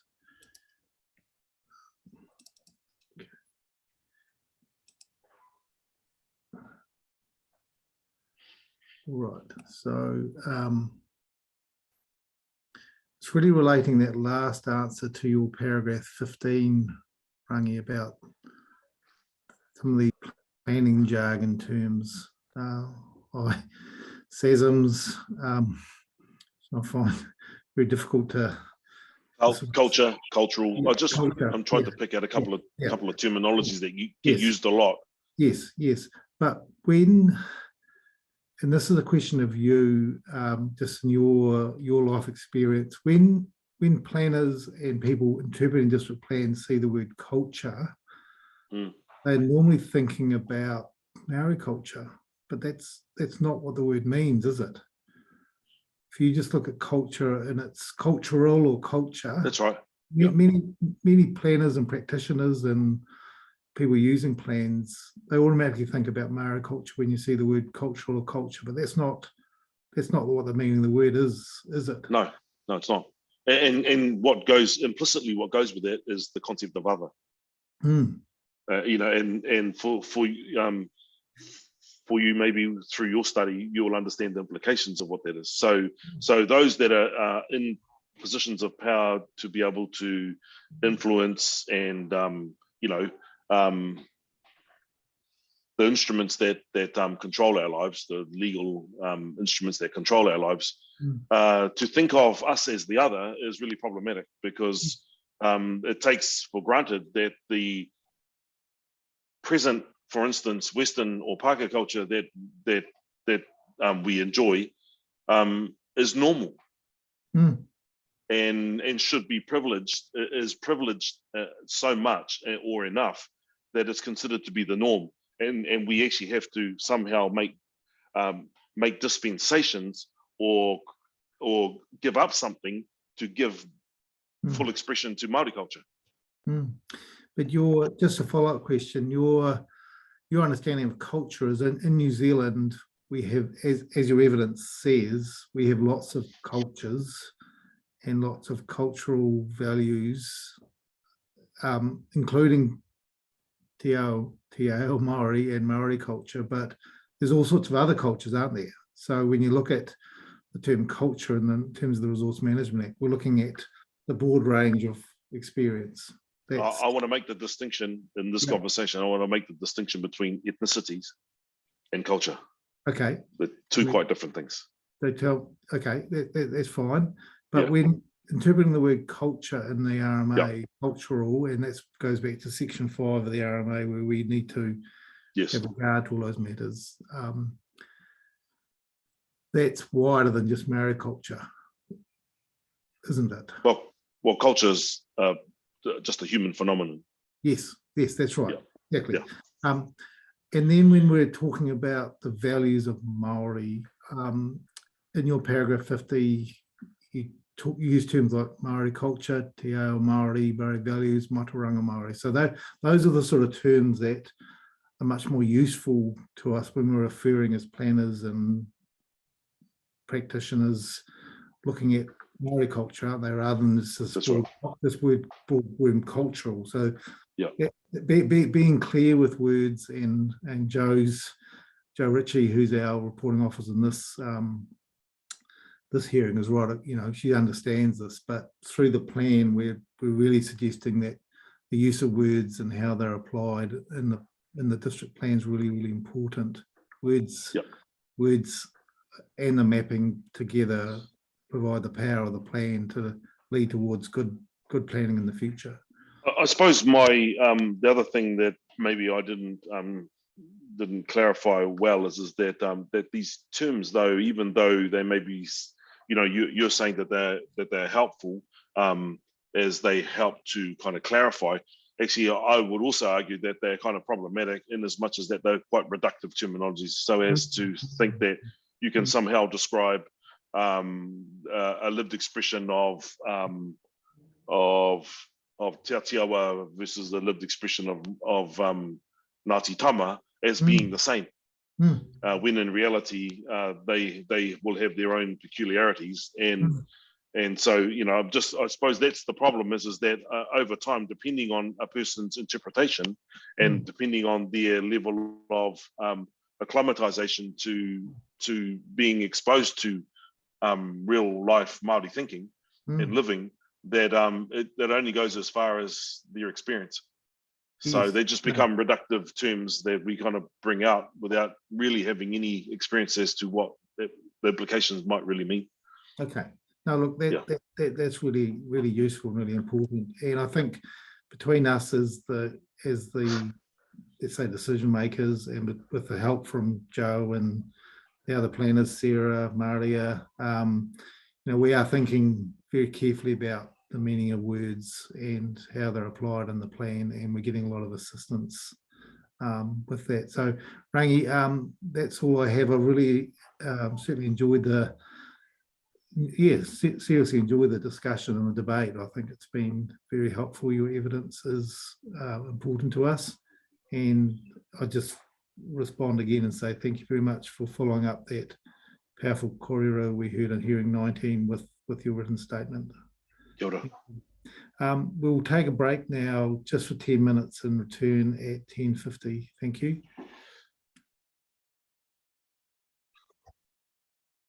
Thank you, Sarah. Kia ora. So Donna Iriwata was supposed to speak next. So Donna, something's come up, and Donna's actually unavailable this morning. So I have I've shared Donna's statement with Christine for you.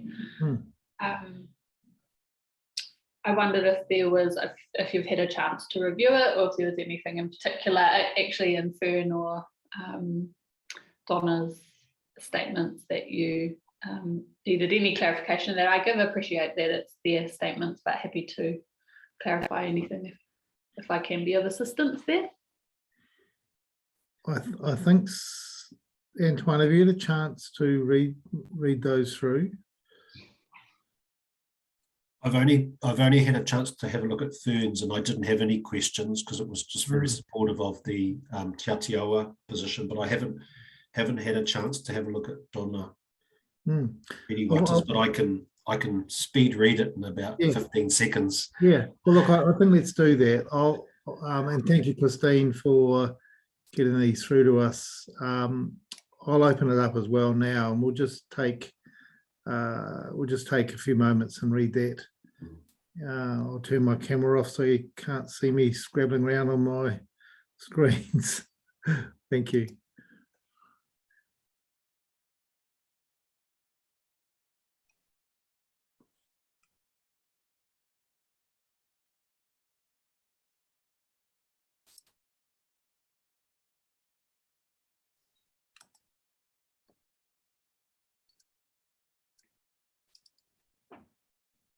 Sarah, maybe I did have one question, and Sarah may be able to answer this. This is in Donna Iriwata's evidence, and it's just in regards to paragraph 12 of the evidence, where she says she's not providing the statement on behalf of Te Kōwhatu Te Moana Trust, which is clear, but I just wanted to understand what's the relationship between Te Kōwhatu Te Moana Trust and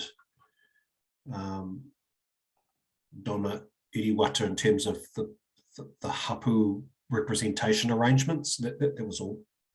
Yeah, sure. So Te Kōwhatu Te Moana is a trust that consists of has representation from both Manu Kōrihi and Otarawa hapu. And Donna forms. Donna is one of the trustees on Te Kōwhatu Te Moana. So when I was talking with Donna yesterday about her evidence, and what she was going to express today was that that's not the view of Te Kōwhatu Te Moana, but it's her own personal view in relation to that particular paragraph 12. Okay, thank you. So I just had a follow-up, Sarah. Those 5 areas in Donna's paragraph 12, have they been requested to be Maori purpose zones? Are they some of these aspirational areas that the council needs to get on its radar for future? So no specific submission scope from Te Kōwhatu Te Moana in relation to that. I think in Donna Donna sort of drafting her evidence, it was, yes, aspirational, but I think there's possibly scope within the submission of Te Koteitanga o Te Atiawa in relation to those, the rezonings there. Okay, well, that's obviously quite an important point. So should we pick that up in your evidence? And certainly, Joe, if you can just make a note. I'm certainly very, I think and this goes to some of my questions that I had of Rangi earlier on about, we've got what we've got with the submissions and the, some of the current land holdings and agreements and leases and reserves. That's what we've got to work with at the moment, and would need to do our very best amongst the scope of what's in front of us. But for this future dialogue, obviously capturing these areas by way of this hapu evidence was going to be quite an important resource for Joe in the future, looking ahead with further planning processes. So Joe, that's just whether you just wanted to, sounds like you're on board with that. Yes, absolutely. Thank you, Sarah. No further questions of Donna for me. Just can you thank both Fern and Donna for their work and their evidence on our behalf? Yeah, sure. Right, Maria and Sarah, do you want to go one after the other, or do you want to talk to us together as we've sort of normally done? I think together, if that's fine. Okay. That works well. Cool. So we're in your hands. Okay, goodbye. Thank you. Tēnā tātou anō. It looks like I'm going first. So yeah, I was just listening in this morning with Sarah and Rangi, and obviously on the back last month as well. So had great intentions of having a written statement for you. I've just got some brief notes. I'm happy to provide those to you if you decide that you do need them. So yeah, only 8 brief notes, but in any case, so you've or the panel have heard from a number of hapu and received statements in relation to the Māori purpose zone. So myself, as a planner and as a Māori planner, I support the intent and purpose of the Māori purpose zone. It will enable whānau Māori to achieve our aspirations, to express and live our aspirations. It's ultimately an expression of the kaupapa Māori framework that's been prepared for the proposed district plan. So I have appended a screenshot of that to my evidence. It's in part 1 of the PDP. Yeah, so just a couple of brief comments really. So just was reflecting on Sarah's comment this morning as well, is that, you know, the Māori purpose zone is only part of our cultural landscape. It's that whenua that, and so I refer to us as our because I'm Māori, so it's hard for me to say their aspirations when, you know, myself, my whānau, my hapu have aspirations as well for our whenua. So just noted, we can't, the Māori purpose zone can't be used to exclude us from our broader cultural landscape. It's only a snapshot of our whenua at the moment. It's only a snapshot in time of aspirationally where we want to get to living those aspirations. So our relationship with Māori, our relationship is enduring with the entire environment, and it will be into the future.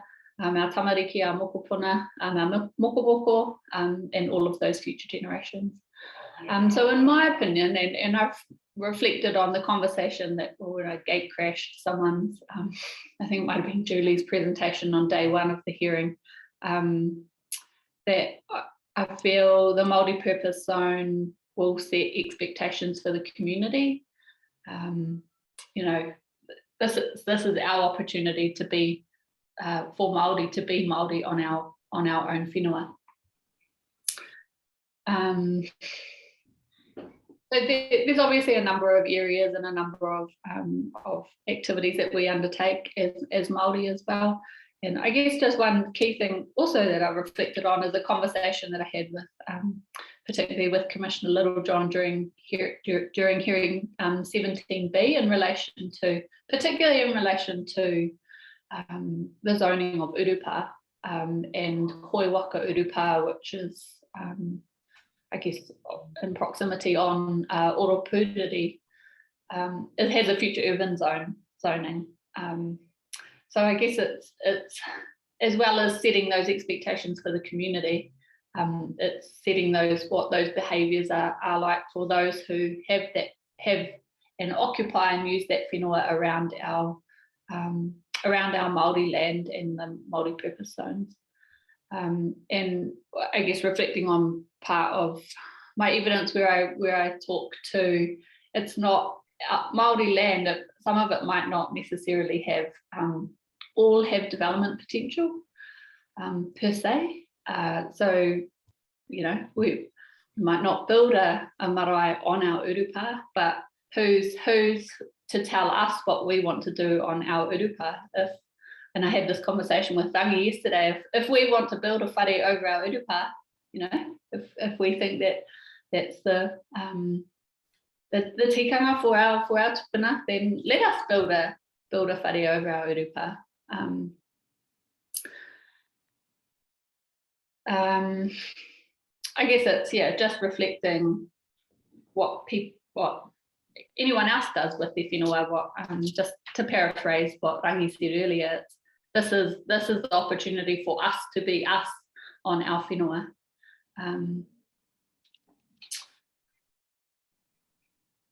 And I guess the multi-purpose zone now, or the land that's proposed to be zone multi-purpose zone, is it is only small.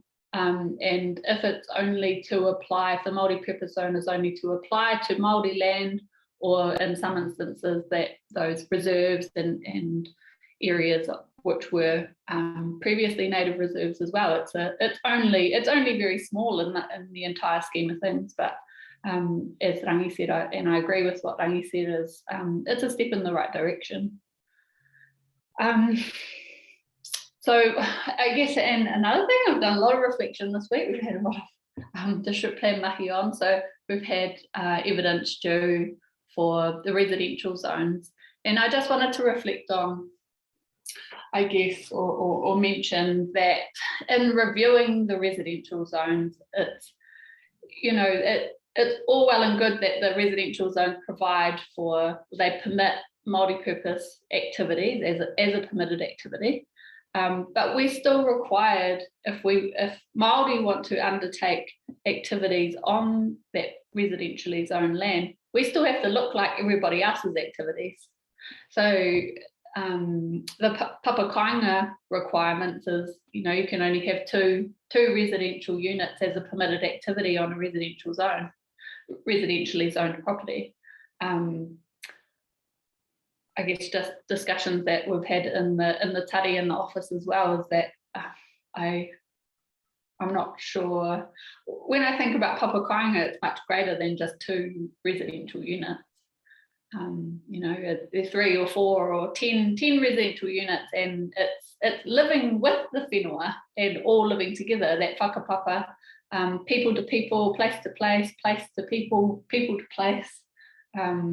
It's really hard to be confined in some of those effect standards for the other zones. But the multi-purpose zone will allow us to, allow Māori to undertake those activities how we see fit. So obviously I'll expand on that evidence is for hearing 17B and hearing 15A, I think, so we'll leave that for a couple of weeks. I think it's worthwhile touching on that, and Rangi puts it so eloquently around, you know, dismantling of both you know, of tangata whenua to date, but dismantling those views of others as well, that we're not just, if we have Māori land or Māori purpose zone land, we're not just going to go and pop up for Māori, and I'm not just going to go and erect papakainga and marae everywhere. I think there's you know, there is logic to how we use our whenua, just like everyone else. So I think that's what the Māori purpose zone adds as well, in changing those behaviours for people. I think Auntie Linda McCulloch put it really well on I think maybe she might have presented it to hearing 20 rather than hearing 21, but, you know, demystifying what we use marae for, and the proposed ngā motu marae having the large glass areas, so that there's that relationship, that interface between what happens in the marae and so what people can see, or what people can see from the public spaces, what's happening in those marae. So on first day of the hearing, I listened into some of the discussion that was had around the iwi and hapu development plans as well. So I hadn't turned my mind to the wording in particular, and the wording of those rules and the definitions of iwi and hapu development plans. But I guess what I felt was that and wherever they do sit, it would provide whānau with another avenue.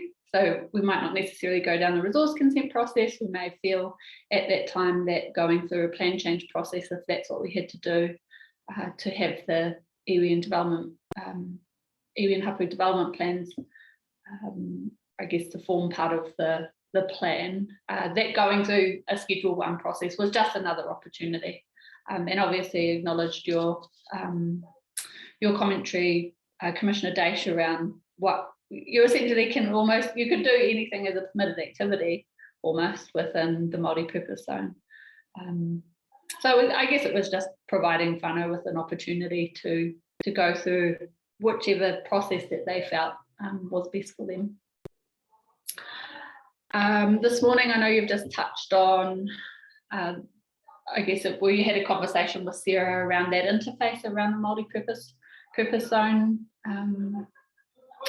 purpose zoned land, and in particular, so Aotere, I'm participating in the planner conferencing for Blue Haven as well. So we had our first conference a couple of weeks ago, and I know that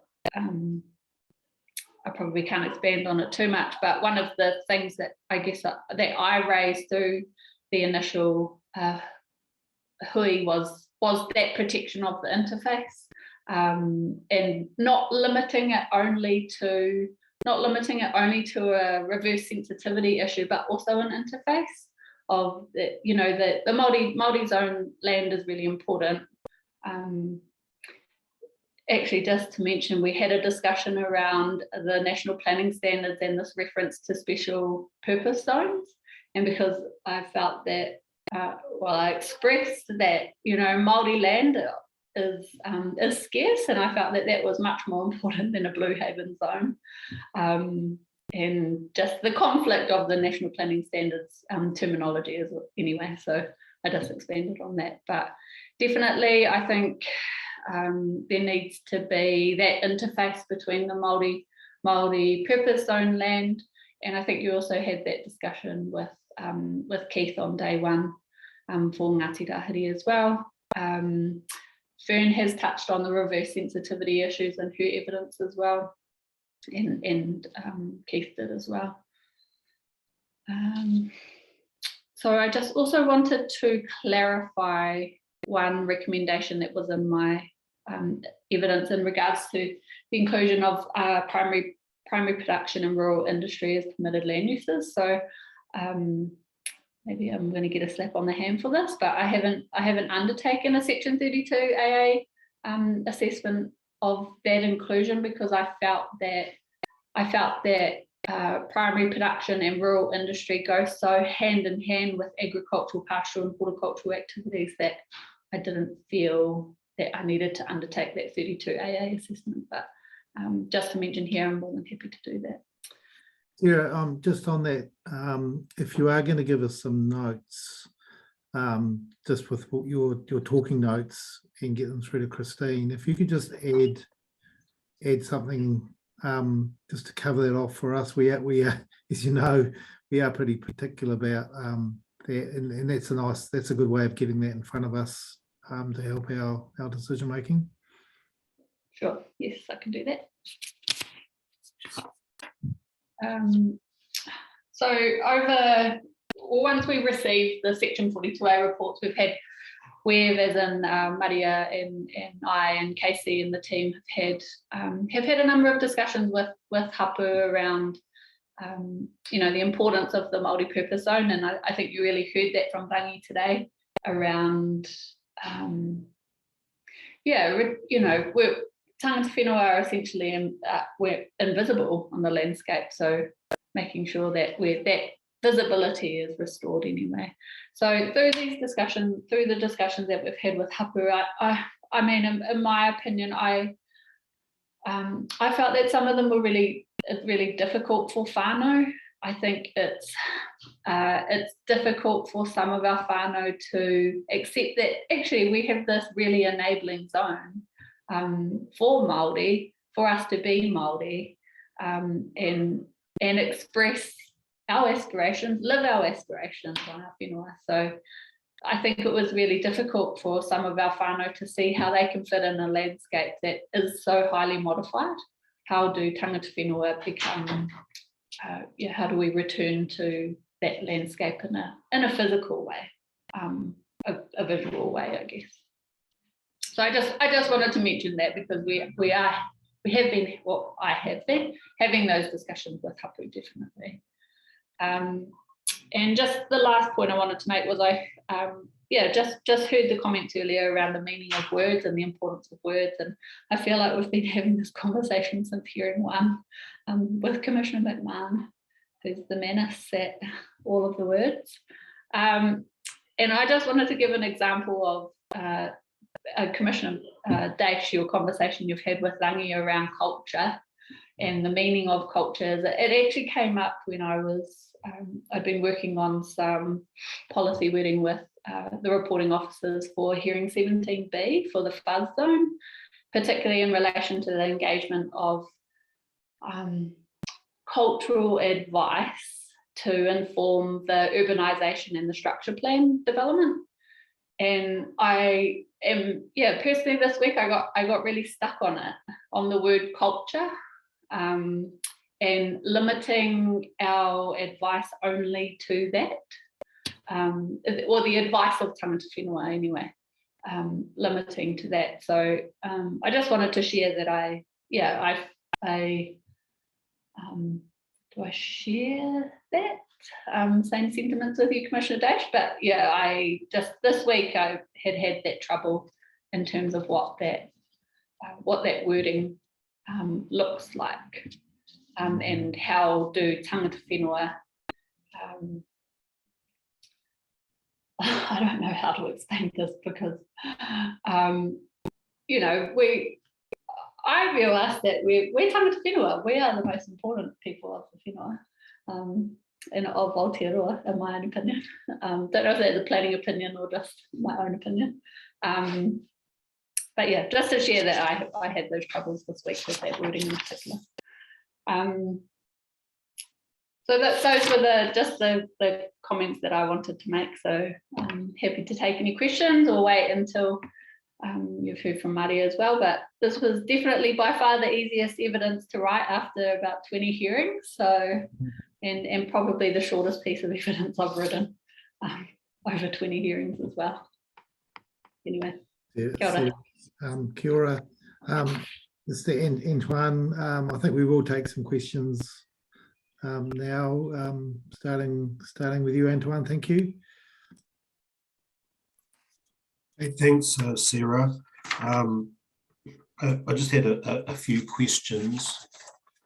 and some relating specific. I'll do the one specific to your evidence, and then there's some more general questions. Just at paragraph 14, and it just starts, I stress here that the Māori purpose activities, as set out above, are contemplated across the district with different rule frameworks and different zones providing for those. And I've had a look at the different zones, and some zones, yes, do provide for those activities, and most of those activities which are listed there. And there are other zones which actually put quite a number of constraints on them. So I'm not quite sure whether they actually contemplate them occurring, but they do note that those activities could occur, but some of them will have more constraint than others. So I just wanted to clarify with you that was your intention. That was what you're saying. Yes. Yeah. Thank you. The next one is you've answered it in part. This is paragraph 16, and just in terms of section 32AA, so it was you've already answered that question. But I suppose from my point of view, it would have been useful, because I think would be useful because the definitions part of the plan is every time we have a hearing, I think the definitions section is getting larger and larger, and there's so much cross-referencing between them. So I'd had a quick look at primary production and rural industry, and we've got rural activity, which is a slightly different definition, and the Māori purpose zone is quite permissive, enabling, we'll call it. Mm-hmm. And it does include a number of what I'll generally call rural activities, agricultural, pastoral, and horticultural activities, and the like. But when you've requested that primary production and rural industry be included, and with some preclusions, but there's some other types of activities that sit alongside those definitions as we currently have in the notified version of the plan. And so it would be good to just have a clarification about the differences, what's actually being sought in terms of some of those activities, and how those particular definitions of those groups of activities would be helpful. Because we could end up in a situation where the definitions get messier and messier. We're using definitions, but we're including other things or excluding other things, and it gets convoluted with some of the other definitions. The whole purpose of the definitions is if there's a rule specific to them, and that's the definition you used for clarity. Mm-hmm. I'm talking a little bit of circles here, Stephen, apologise, but yeah, it would be really helpful in being really clear in what you're asking for. Yeah, definitely. And I knew I was going to get asked this question, but I got the feeling you knew you were going to get asked, and you're still going to get asked. I haven't got the definitions up right in front of me, but I'm happy to provide that after the hearing anyway. Yeah, because I'd certainly had a cursory look at the definitions, and there is some overlap between them. Like, for instance, rural activity includes primary production, rural industry, rural produce, and indoor primary productions like greenhouses and those types of things as well. So that one's very, very broad. But it'd be just correlating that with what's intended for this particular zone. And sure. Ideally a suite of the definitions that are already there. I think it's going to be a busy weekend on the definitions chapter, which is due on Monday. So. Just more general questions. I've got my notes here.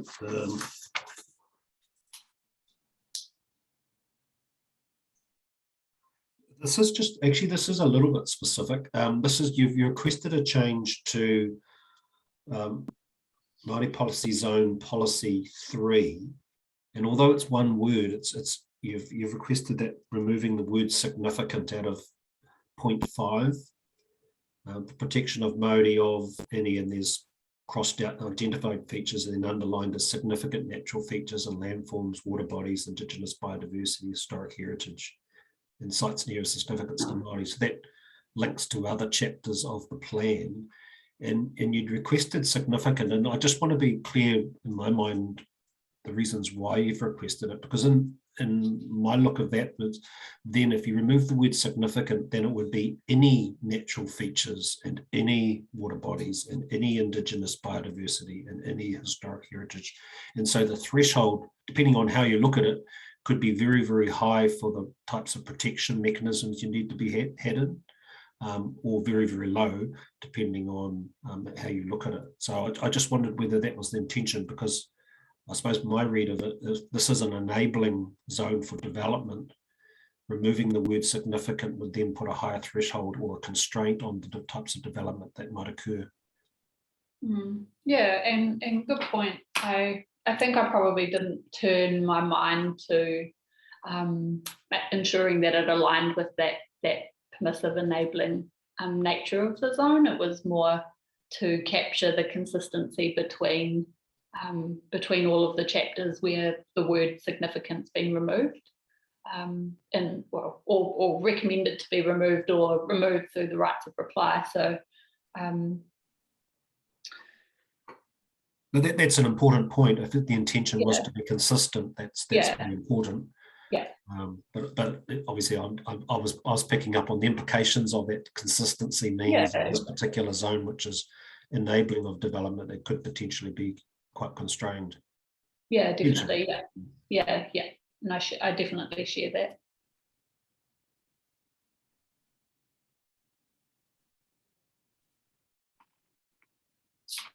I'll just have a look down my notes here. There was the general question around, I'm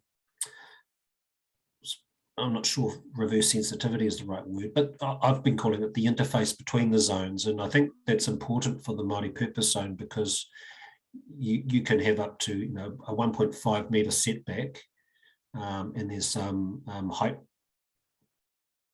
well, I wouldn't say constraints, but there's some height envelopes in which you can develop in, and they're quite permissive right up to the boundary. And there's I suppose there's the potential for not much space to actually create a transition between an area of development and perhaps an area of non-development or another activity, and there's a conflict without the ability perhaps to manage that conflict. And I gave the Rotorua example that was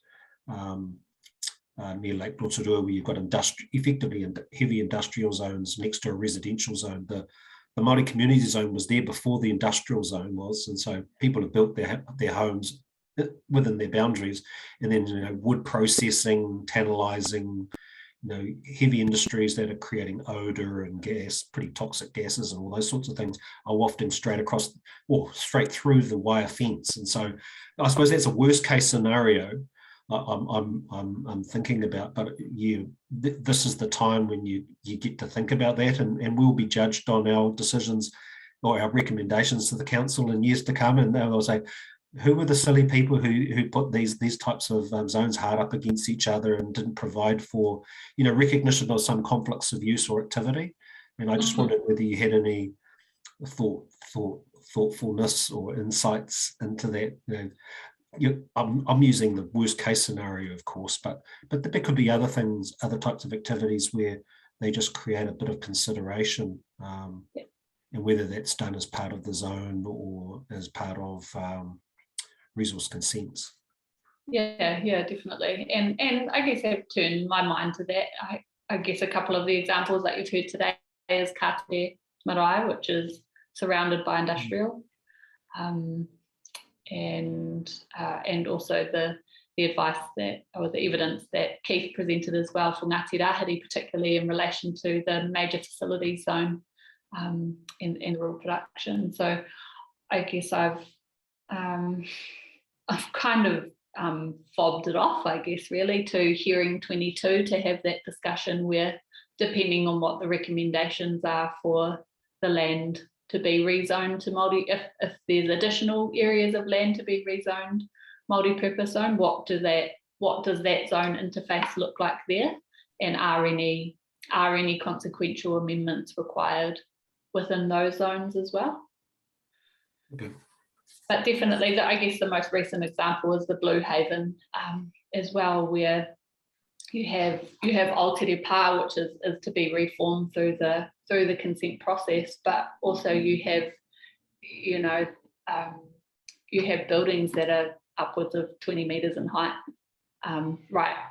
Well, you know, I would have, reflecting on it, I think I would have set back a 20-metre high building further away from the path to provide that interface. But I guess that it's the consented environment now. But what I've been trying to push through these conferencing discussions is that you need that interface, and we're looking at a plan making process now.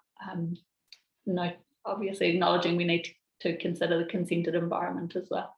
Yeah, I was pretty I was a little remiss too, because you've also got the hapu iwi development plans, which may provide some, or they certainly provide a vehicle for resolving some of those conflicts. And I'm thinking of the Ngāti Te Whiti plan, which I think really well illustrated, where you have commercial buildings across the road, and they were replicating those in the little commercial activity area with buildings which are of similar size and scale and bulk. So that they've managed that transition for having like for like. So, but I was using, I suppose, an extreme case where people are living in a residence and they have an industrial next door. But certainly there seems to be good examples in that Ngāti Te Whiti plan of that conflict potentially being resolved quite well, with the mixture of types of activities that can occur across the Māori purpose zone. So yeah, okay. Yeah, and I think that, I guess we spoke to Hearing 20 as well with the port zone, and I think there's a real emphasis with the port and that relationship with Ngāti Te Whiti and the whenua tōpū as well. I think it was a realization for them that actually there are going to be sensitive activities. And well, the multi-purpose zone enables these sensitive activities within that zone, and which is, you know, surrounded by the port zone. My last one, I've just got a couple of, I think it's maybe one more question.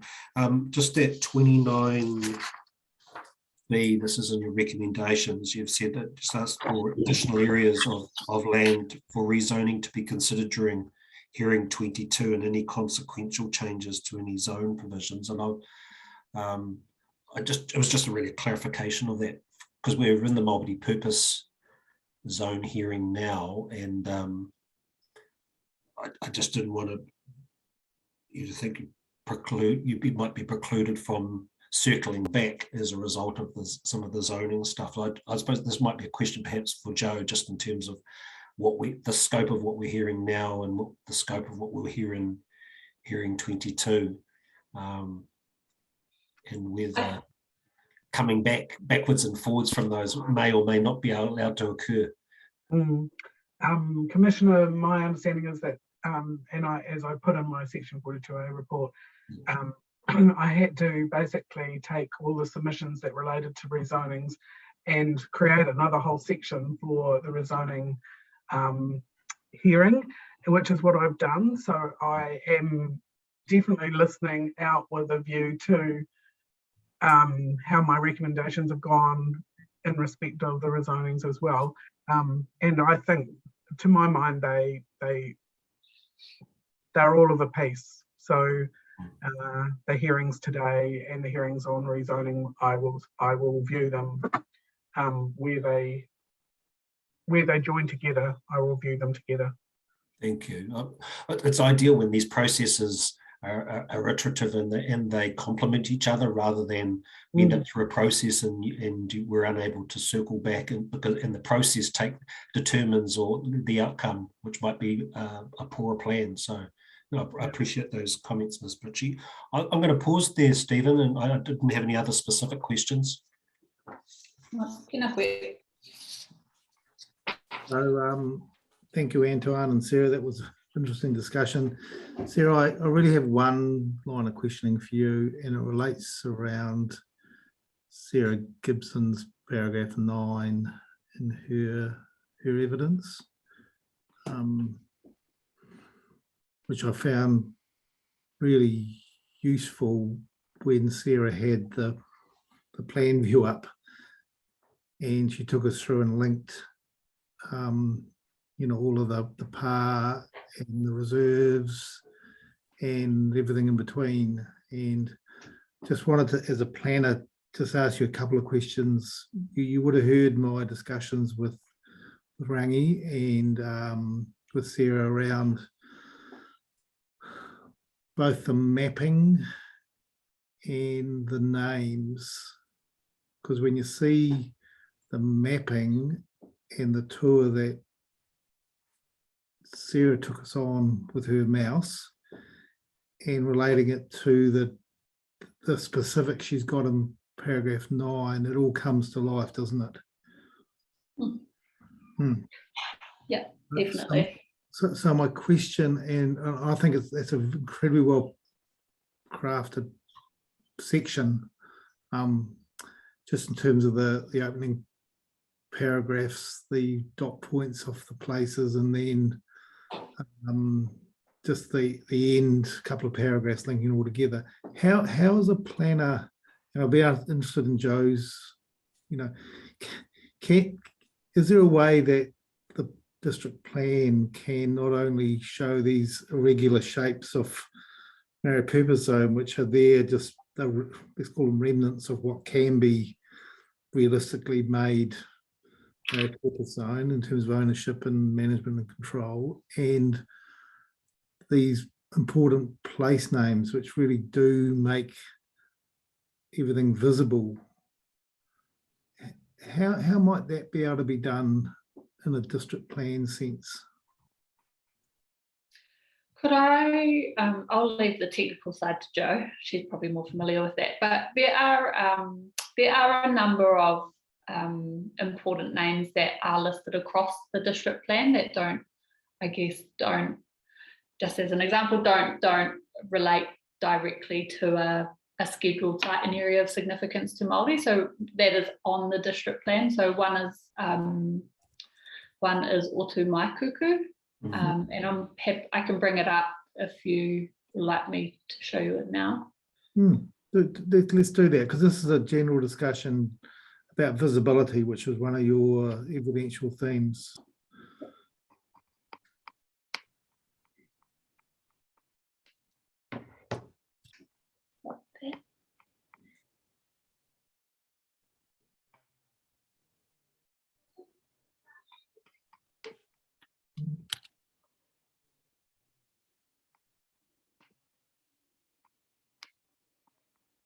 Share my screen with you. So hopefully you can see the district plan there.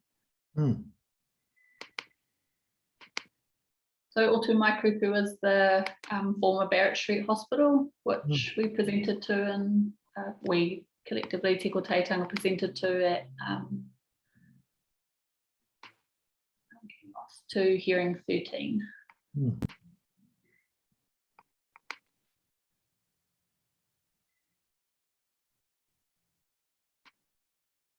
No, I'm totally lost.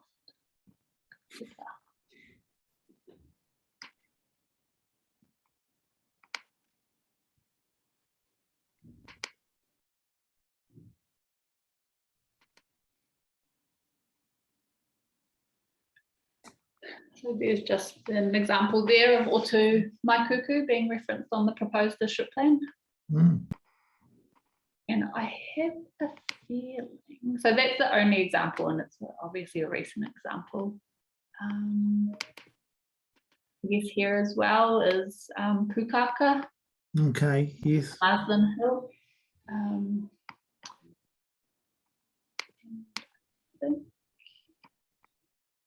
Can you take us back to the planning maps around Mangoni, Katuri? Because again, I suppose where I'm heading with this is to bring these names alive and make visible within the Maori purpose zone. Could there be some notations, like we've got the street names there, no, there's not many Maori names amongst those, but might that be possible? And this is a technical question, Joe, for you, to particularly in the Maori purpose zones where we have this landscape that's been portrayed to us in Sarah and Rangi's evidence, whether there could be some, without you know, cluttering up all the layers and things, be Yeah. some naming provision. I totally get where you're driving that. When you were discussing it earlier, I thought that's probably what you were speaking about, and I agree. I think it would be great if we could put some of those important names on the plan. I'm just, as we sit here today, I'm not quite sure how that could be managed sort of technically. I'll need to speak to probably Ashley and sort of try and find out how we could do that.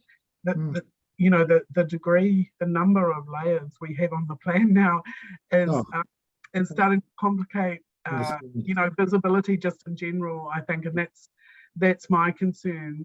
So obviously we've got where there are Maori, etc. We've got the names there, but I am really aware that that other really important historical names aren't there, and that's you know, whether or not we construct another layer that just talks about important historical areas. I'm not sure, because then it sort of shades into, well, does that become the cultural landscapes that we are, you know, potentially going to work on in the future, or is it a historical precinct, or what part of the plan does it actually sort of fit into? And I don't think it needs to fit into anything necessarily, but I'm just not sure how then we would manage it as a that's a ways and means discussion. I'm really interested in the sort of the plan users. So perspective and evidence from planners. So Sarah, could you go back to where you were and just the Kateri Kei Moana name? So zoom up to where we were so we could see that. Yes, so that pops up, but the next site across, which is my understanding Mangoni, where the paths cut between the state highway, and there's probably is there a SASM across the road too, Sarah, on the golf course land or not? I think perhaps the Urupa is next. Oh yes, okay. Yes, but we're using these symbols and numbers and references, and it moves. You can probably click on those and it'll come up with a schedule with a name. But you know, you got that name in New Plymouth Golf Course Private. You know, certainly from my historical interest, which I think is pretty evident to everyone now, might we be able to actually name these areas with their Maori names? Seems like there's functionality to do that. If you look back at Kateri Kei Moana. So could you come back to us obviously on that? You'll need to take some advice from Ashley and in the mapping people. So look, that's all I had, and it was really picking up on your evidence about visibility. It's all very well having the zoning Mary-purpose zone, but if we could go down to the next level of information to link the places, particularly around, it became very evident to me listening to Sarah and her talk through her paragraph 9. Sarah, whether you wanted to add anything to that? I guess just on the visibility thing there, so you've got, so I've just shifted it over to the area where I understand Pukiweka is, so Weka Street, I understand it's a shortened version of Pukiweka. So, you know, even, I guess the naming conventions is that in my opinion is wrong. Weka Street, it should be the entire name. But yeah, in particular around here, and Rangi may wish to, if Rangi's still online, he might want to just expand here as that Puni, Ropiha and Witako are all tupuna names from within that particular area. That's my understanding. Yes, so street names are important. The other thing that I've seen, Sarah and Joe, on my travels recently, I've done quite a lot of work down Kapiti district on coastal hazard issues at the moment, and travelling back and forth, Wakako seems to have been putting up beside all the marae on the state highways these really nicely designed signs, just recognising that the names of the marae and pa. Is that happening in New Plymouth district as well? Have you seen that anywhere? Not that I'm aware, but I've seen those signs as well, Commissioner Dash. Yes. It's cool. Yeah, but I think it's very cool, and that's quite a simple thing that the council. It's like it's not a plan from a methodology point of view, an implementation point. It's not a plan matter, but it is another way of just bringing that visibility of these places to life, and they're very discreet. Quite a nice little design, but the road between Kapiti and past Levin up towards Foxton, all through there, there's a number of marae along the state highway that I have been to with some of my other work, and they've just sort of popped up. So I thought, wow, that's another real practical thing. But anyway, that's maybe a little bit off topic. But Joe, you and Sarah and Joe, thanks for that. I just wanted to have that practical discussion, that plan making discussion. So I think we're finished now, Sarah and Maria. We're moving to you now. Tato. So I also do not have a prepared statement that I'm going to read or anything. Te Kāhui's submission on the Māori purpose zone was mainly around definitions, but my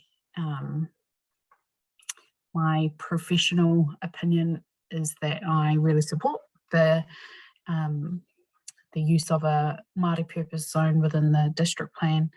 I think that it's, as we've heard from Rangi and the other submitters on day one, is that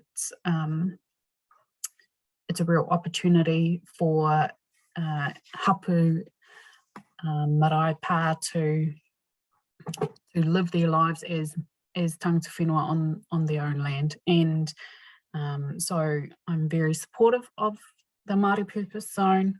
And in my evidence, I note that I support the inclusion of iwi and hapu development plans, and reflecting on the first day of the hearing and talking about, I guess, the practical application of how those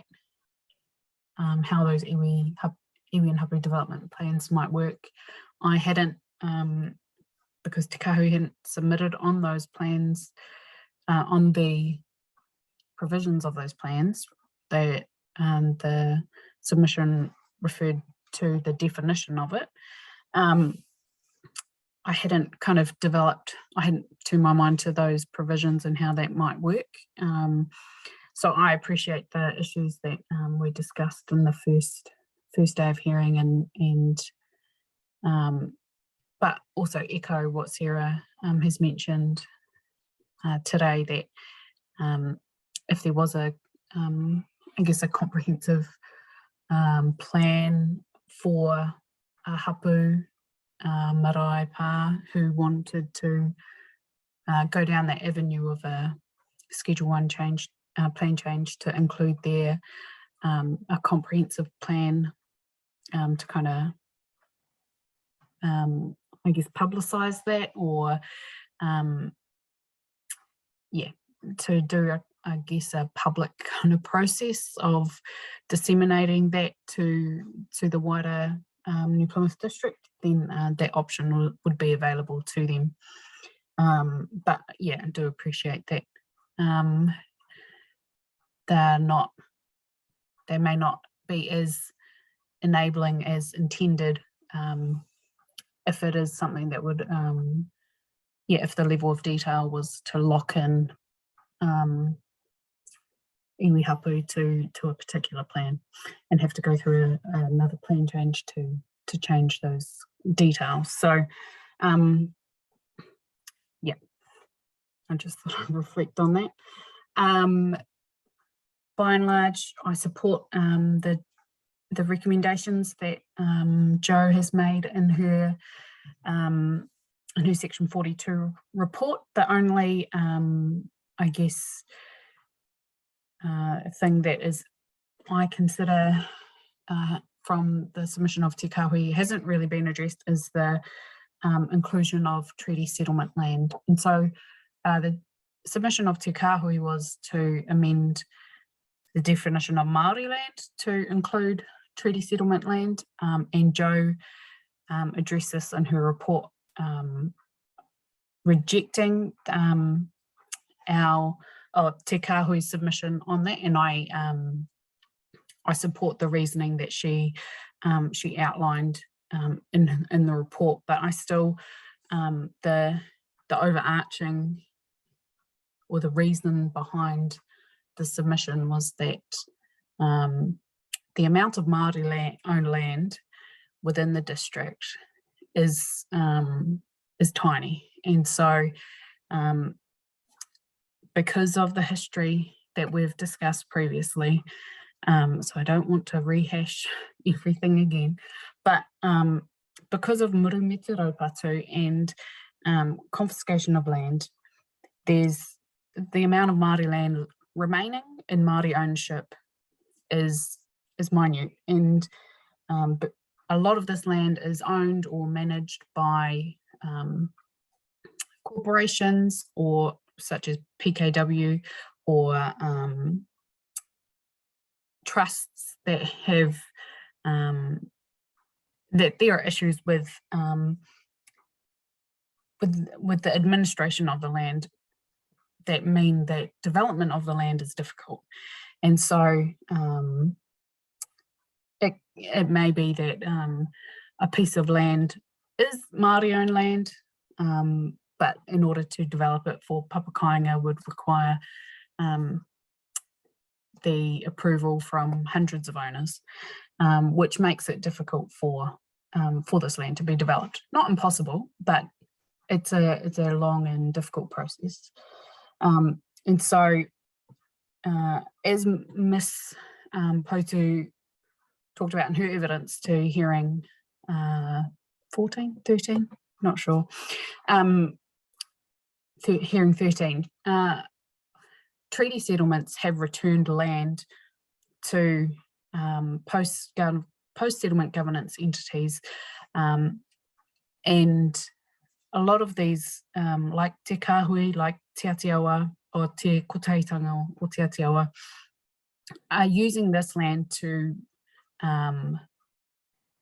re-establish a presence of tangata whenua on this land.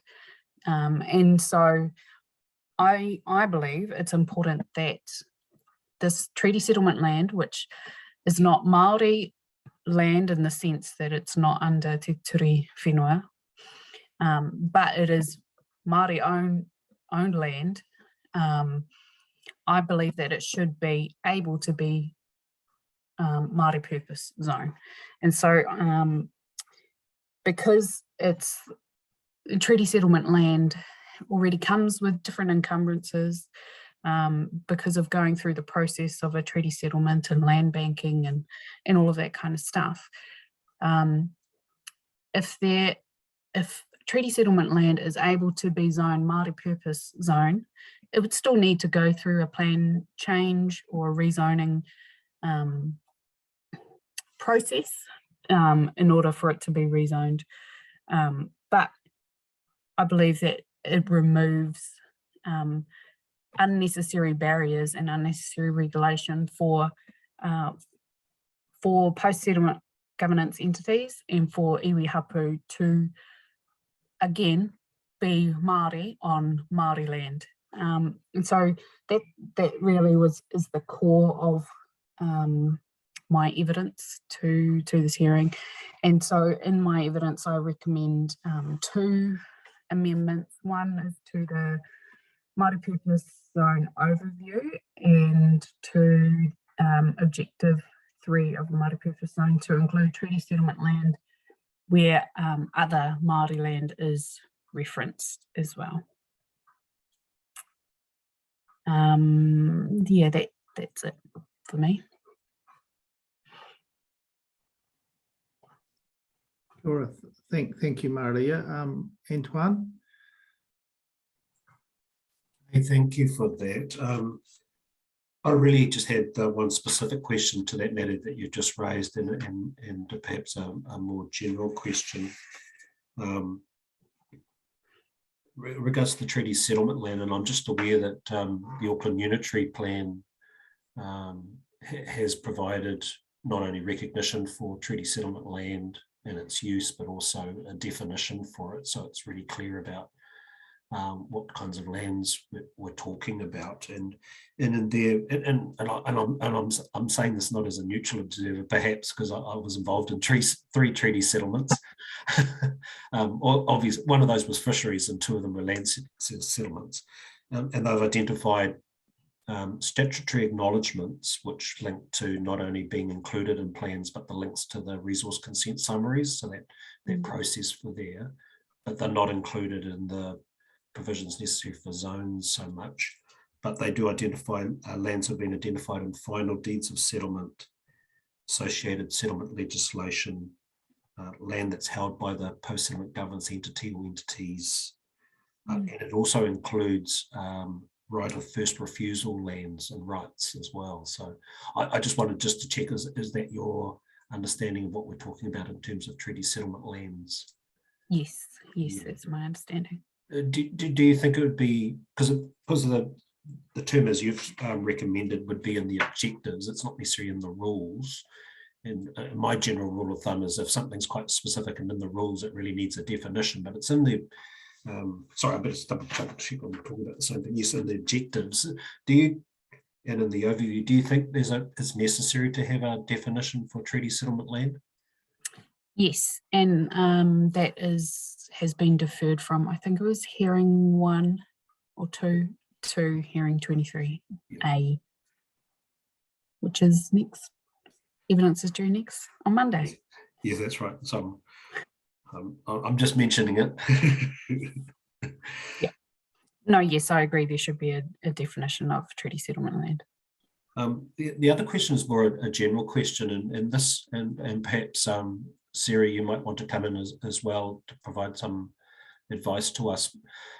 We've been given examples of land, Māori land, land that may be administered under the Te Ture Whenua Māori Land Act, 1993, and there's this recommendation for treaty settlement land, but we've also received requests, particularly from Hapu, that would like to have the Māori purpose zone applied to reserves, which in most instances look like they'd be managed under the Reserves Act, and are held in various different types of ownership. Some were vested with New Plymouth District Council, and I'm assuming some may be vested with the Department of Conservation and perhaps other organisations. So I just wondered whether you had a view about some of these other lands, in particular reserves that have different ownership arrangements, and just what your advice to us might be in terms of considerations of those. Yeah, I mean, I know Council has sought some legal advice on how those two, the Reserves Act and the Resource Management Act, and I guess how they play out with each other. And so my understanding of it is that the zoning is under the RMA, and then the Reserves Act has their own, I guess, provisions that allow or don't different activities. And so Māori purpose zoning of some of these reserves potentially is more, it speaks more to the relationship of hapu and tangata whenua with those lands, and the aspirations of those hapu to have those lands restored to them, rather than necessarily the development potential of those lands. So similar to how an urupa may be zone Māori purpose land, doesn't necessarily mean that there's going to be papakainga on it or a marae, unless that was tika for that hapu. So I guess I in my mind, the administration of these reserve lands is a separate issue to the zoning of them, and it may not necessarily be the rezoning of some of these reserves may not be speaking directly to the development potential of those lands, but more to the more a signalling. It comes back to that visibility thing again, a recognition that these are or were intended to be lands for Māori purposes that have since the native reserves were created, have been taken through those various processes that Rangi was referring to earlier, now administered by DOC or by council or whoever it may be. And so I think it's signalling that relationship that tangata whenua have, but also the aspirations of the return of those lands, the restoration of those rights to those lands, which is separate from how those lands are administered under the Reserves Act. Yeah, thank you for that. That's useful, and we're looking forward to if we get to see the legal advice in regards to that potential tension between the Reserves Act and some of those provisions for the way in which they're managed and used and enjoyed with the underlying zoning.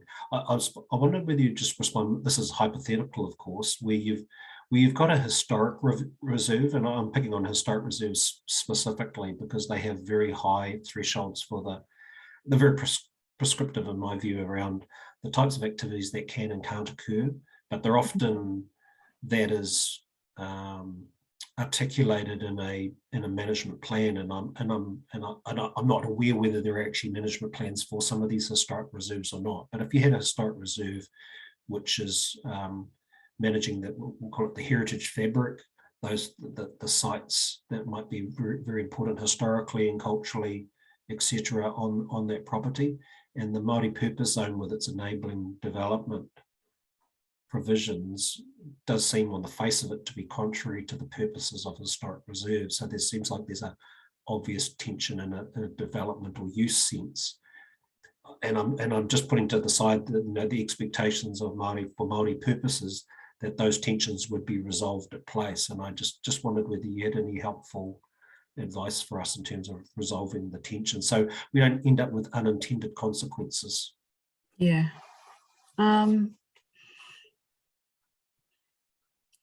I mean, I can think of two kind of examples just off the top of my head. So Te Korupā is a reserve that was returned to Te Kāhui through treaty settlement. There is a reserve management plan in place with it. It's not, at the moment, Te Kāhui has not requested that it be rezoned to Māori purpose zone. However, hypothetically, if that were the case, there are other, because it is a historic reserve and Te Korupā is a SASM, there are other rule triggers that would also cover some of those that would be triggered if development of that land was to happen. If we're talking Te Kahui also received a scientific reserve back as part of the treaty settlement, and again that there's a reserve management plan for that. Again, not requested to be Māori purpose zone, but I think that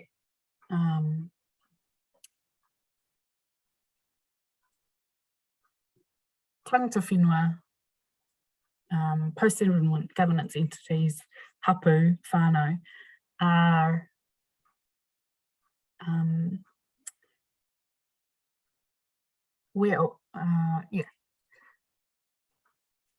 I think those two examples you've given are actually really good ones, because I'm also reflecting on the evidence that we'd received at a previous hearing from Paranenehi Ki Waitotara Trust, in the way that they felt very comfortable with what we might call encumbrances or constraints, but they said recognition of cultural identity and those things that recognise the special place of sites of significance.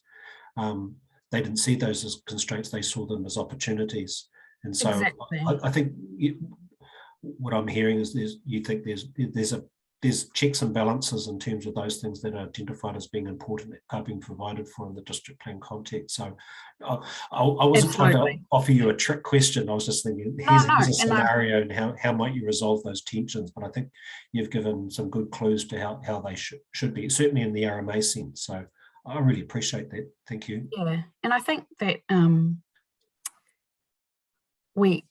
tangata whenua are tangata whenua, and so there's a responsibility to the whenua, and some of these encumbrances, like there's good reason for them, and tangata whenua, iwi hapu, we Māori appreciate those and can respect them and work with them, and yeah, they're not viewed as necessarily as constraints, but as opportunities. For example, the scientific reserve that Te Kahui has received, there's some really awesome, really rare species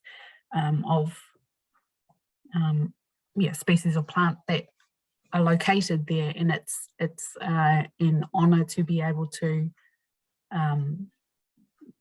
to have that whenua back, and so those responsibilities that go with it, it's not a burden, or an encumbrance, it's an opportunity. Hey, thank you for that. And I had invited Sarah if she wanted to make any comments. Did you have any advice for us? Oh, I guess just to expand on Maria's kōrero, I guess Te Korupā is obviously outside of the rohe of Te Atiawa, but it's proposed to be zoned rural under the proposed district plan. So I just think, I guess it's worthwhile noting here that there's misalignment in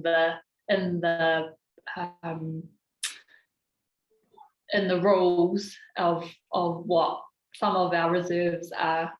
Some of the New Plymouth District Council and DOC reserves are zoned now, and I think another example of that was that we touched on day one of the hearing is the grave of Manuro up at Mangorei. It's zoned residential, and we could give you a very long list of all of those reserves that that don't align. So I think that's a really good point. Yeah, thank you. Yeah. And I guess thinking about just how the open spaces zones work, and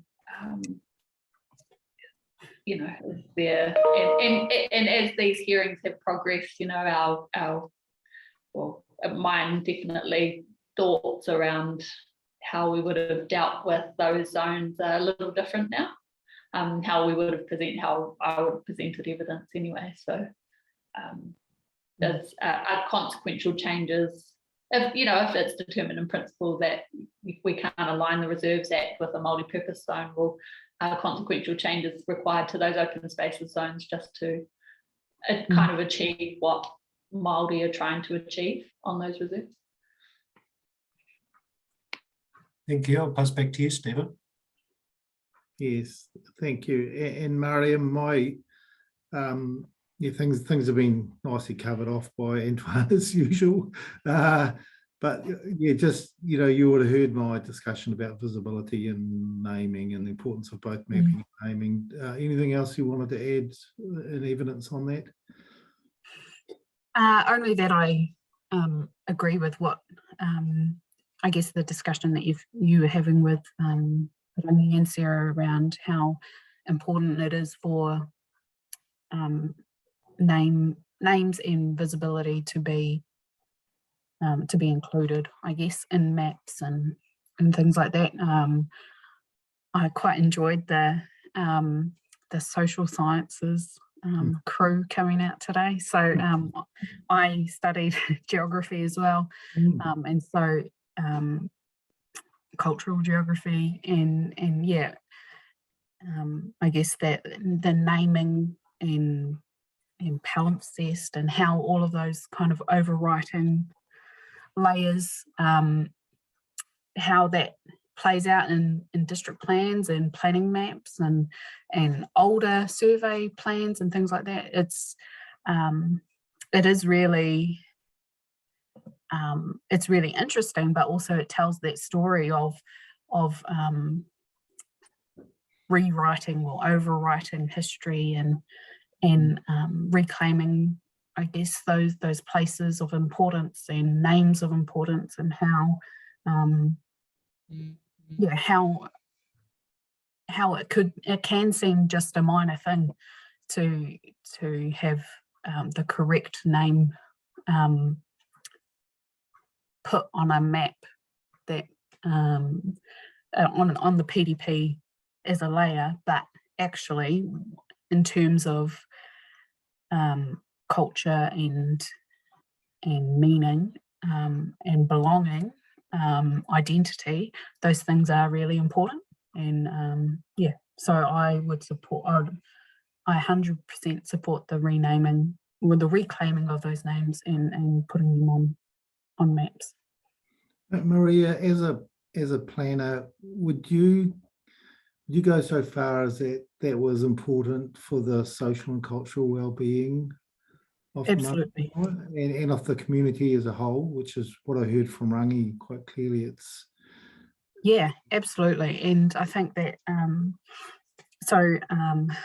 discussion I was having earlier in the week, I was in a New Plymouth District Council hui actually for a water source hui, and they were some of the different hapu members were talking about effects on a river that's a water source for New Plymouth, and talking about how, well, if something affects the whakapapa, then that's not acceptable, because it's fundamentally changing who we are as tangata whenua. And so and that's around the well-being of people. And so if your names of these of our awa, of our kainga, of the marakai, of these places of where tangata whenua get their identity from, if they are removed or erased, then yeah, that impacts on social and cultural well-being for tangata whenua. But also it helps, if those names are restored, it helps to provide context for the public in general, of like, this is as a treaty, or as someone who lives in Taranaki under the provisions of the treaty, that's important for you as a person from New Zealand. So yeah, I think correct names hugely significant in terms of social and cultural well-being for tangata whenua and for the New Zealand public more generally. So you think you could go as far as linking back to the definitions of sustainable management, Section 5, purpose of our Act, social and cultural well-being and underpins, so that you in your own mind as a planner could relate this kōrero we're having now back to that. Yes. That Yes. All right, that's really really useful. And I quite often reflect during these hearings that we're pretty blessed to be having, as planners, this dialogue that we can have with the council planners' experience, our experience as decision makers. But we've been in your shoes before as witnesses and things, and also the Maori practitioners, planning practitioners, Sarah, Maria, Casey, Anaru, who we've heard from before. There's quite a unique opportunity, and I feel that won't be for a case of trying from everyone's behalf to actually just get things, as I have the saying, that get it as right as we can within the scope that we have as practitioners. So for me, as a geographer and a social scientist, the discussion we've had this morning is pretty key around mapping and naming and visibility, and the role of district plan, important role of district plan can have in that, because it's a living document that all sorts of people refer to, professionals, mum and dad looking at their land. So it's sort of the modern, it's a modern visible mapping that everyone has at their fingertips. That's why I think it's an important aspect. So I'll stop there. Thank you, Maria. Yes. So Joe, just thinking aloud, how long do you think your right of reply is going to be? Is it going to be more than half an hour, do you think? Okay.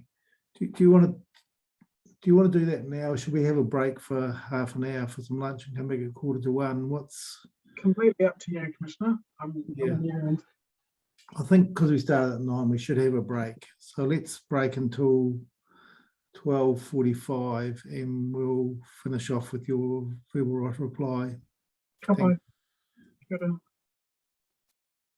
Bye, Joe. Thank you.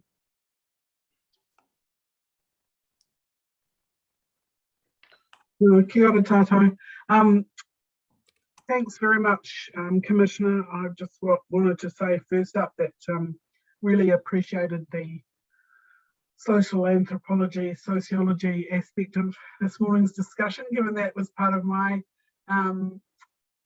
academic history as well, and also the discussion around archives and importance of education and things.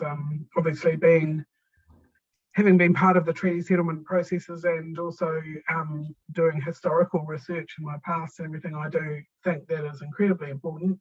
And it's just a shame that more people aren't aware of the history of their own area in this country.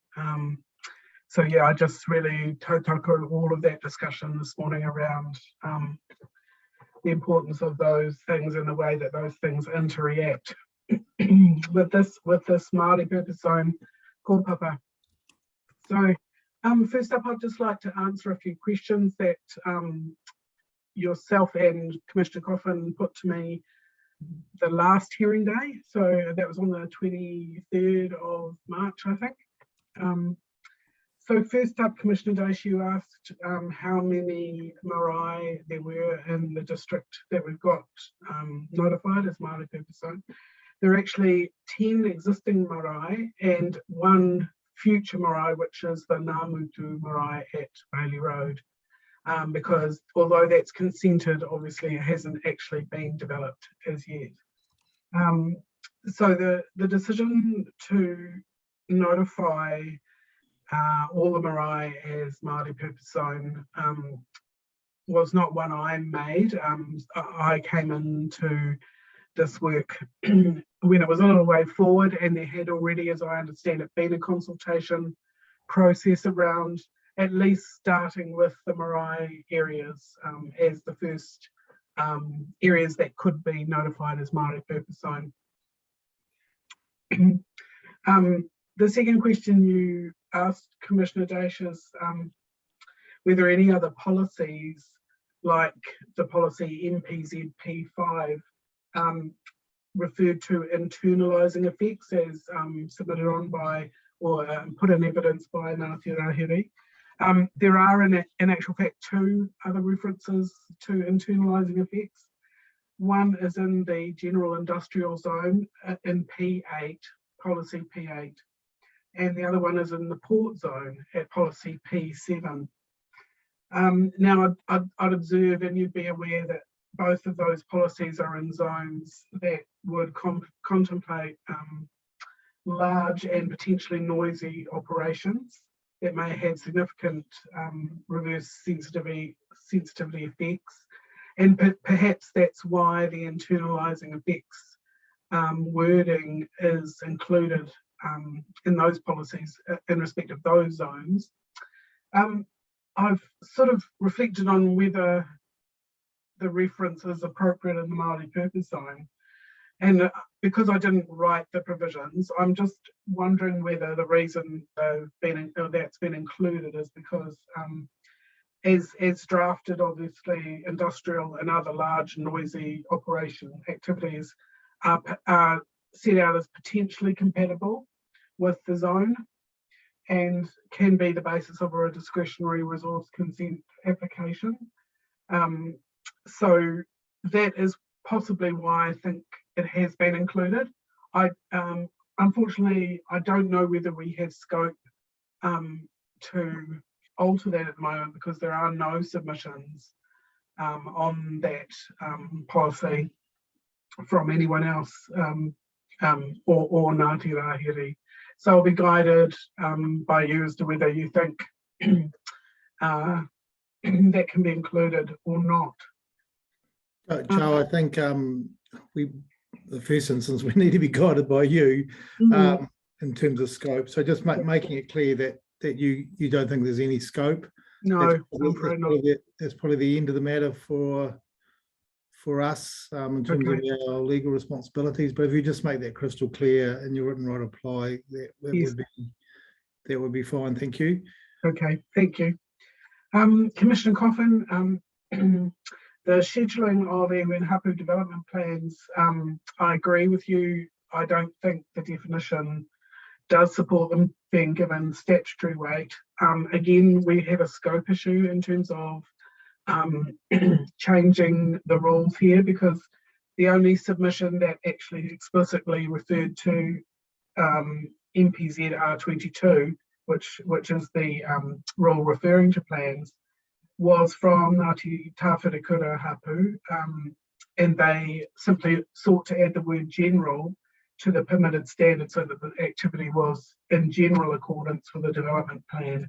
And then they referred to a schedule to include the development plans in the wider district plan.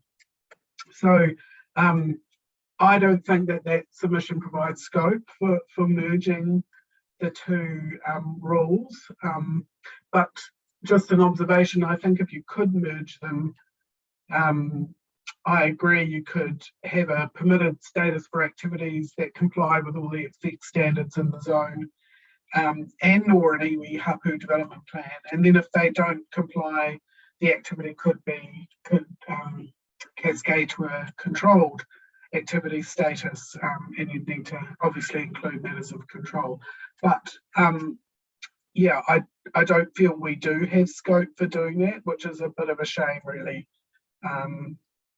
Anyway, I'll leave that. I'll put that in my right of reply, and you can consider that. Thank you. That's much appreciated. So the next issue was in respect of SASM sites within a Māori purpose zone. There have been other submissions within the SASM chapter to exclude the application of SASM rules from the Māori purpose zone,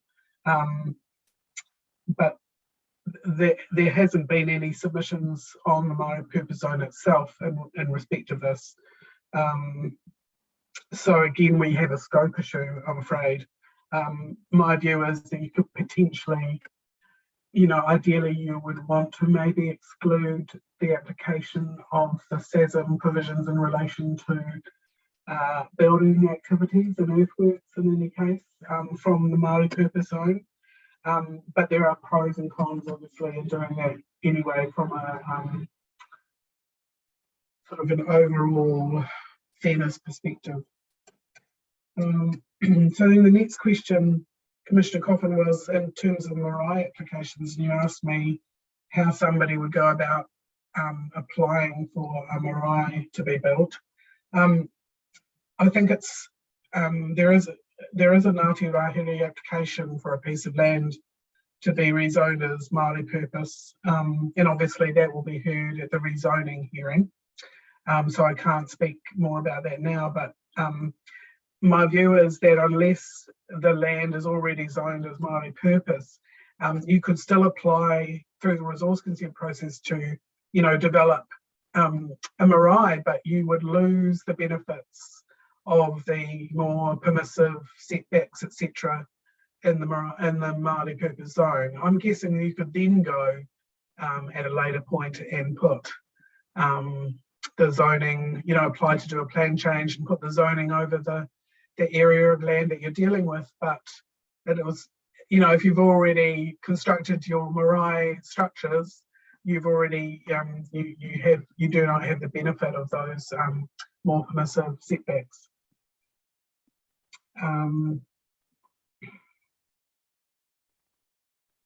So then I just get on to the evidence, if that's okay. The evidence of Keith Holswich on behalf of Ngāti Rāhere Hapu. I note that Ngāti Rāhere supported the chapter and submitted that it be retained as notified.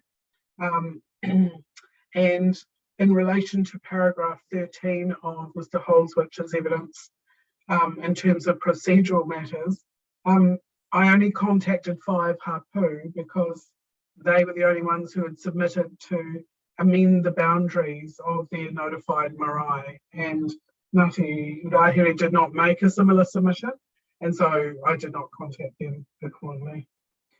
And then paragraph 17 of Ngāti Rāhere's evidence in respect to policies, this is where he makes a comment about internalising effects. I've already dealt with that, and it is actually outside the scope of their submission as well.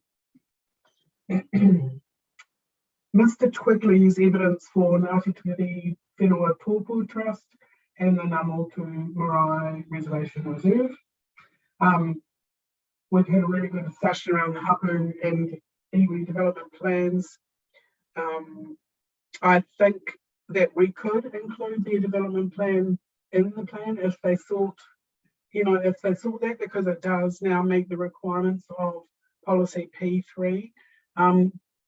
Given our discussion, I will talk to Mr. Twigley and Ngāti Te Witi about whether they actually see the benefits of doing that and including it in the plan. There is currently no Schedule 11. I mean, that was sort of referred to as potentially the schedule that might hold these plans in it, but there's no schedule there at the moment. Well, would that be a form of a precinct plan in terms of the national planning standard, or just something? Well, yeah, I'm kind of thinking it would. It's as close as you can get, I think. And because it's so well developed, it'd be a shame to sort of lose the yes, the specificity of that. But I agree with your approach of liaising with Pam and Ngāti Te Whiti to see whether that's really, you know, to their advantage, because they put a lot of work into that, and they're going to do that as well. But so certainly have that discussion and just report back to us in the written right reply what the recommendation is. Okay, and I'm mindful too of our discussion this morning, and that, you know, would be great for visibility purposes to have people see that amazing plan. And what's proposed for that site and potentially other sites. But yeah, I'm not sure whether there's other ways that we can do that maybe. So I will talk to Ngāti Te Witi and Cam about that. So then just the last two matters, Maria's evidence for Te Kāhui o Taranaki. I agree that we should include reference to treaty settlement land in the overview and in the objective. I would probably see it as a consequential amendment to earlier amendments I've made along the way in other chapters, especially the strategic objectives and that and the fact that we've got treaty settlement land referred to in strategic objective TW11 as per your minute number 9. So yeah, I think even though it's not strictly speaking in the submission, I think there is sufficient scope and through other chapters to allow those things to be added, and it does make sense to me. So also like to thank Ms. Hokapola for her corrections to the spelling of descendants in Māori purpose zone objective 2. So I missed that. So thank you for that, Māori. And finally, to Sarah Markle's evidence for te ko tahitanga o te Aotearoa, in relation to primary production and rural industry, they are obviously currently in as discretionary activities in the zone. I had sought comment from my colleague Ms. Young, who is the report writer for the rural production zone. She has stated that the definition of agriculture, pastoral and horticulture activities already excludes mining and quarrying, and we did that specifically. So that part of it has been taken care of. I will need to go away and have a little bit more of a consideration of whether we can relax the activity status for those two things, given the discussion we've had today, and potentially related to whether there's been any further changes to definitions of those two definitions. And I'm not fully up with that, but and also that I understand there has been a relaxation in terms of the rural production zone in one of those areas. So I'll just check that and I'll put that in my written reply. The plantation forestry reference, my understanding is that that's now covered by the NES for plantation forestry. Indigenous forestry is covered by the agriculture and pastoral activities definition, I think, or one of the other ones that is permitted. So I will just confirm that in my written reply. And I acknowledge that further discussions on areas that might want to be rezoned as Māori purpose zone are going to take place now during the rezoning hearing.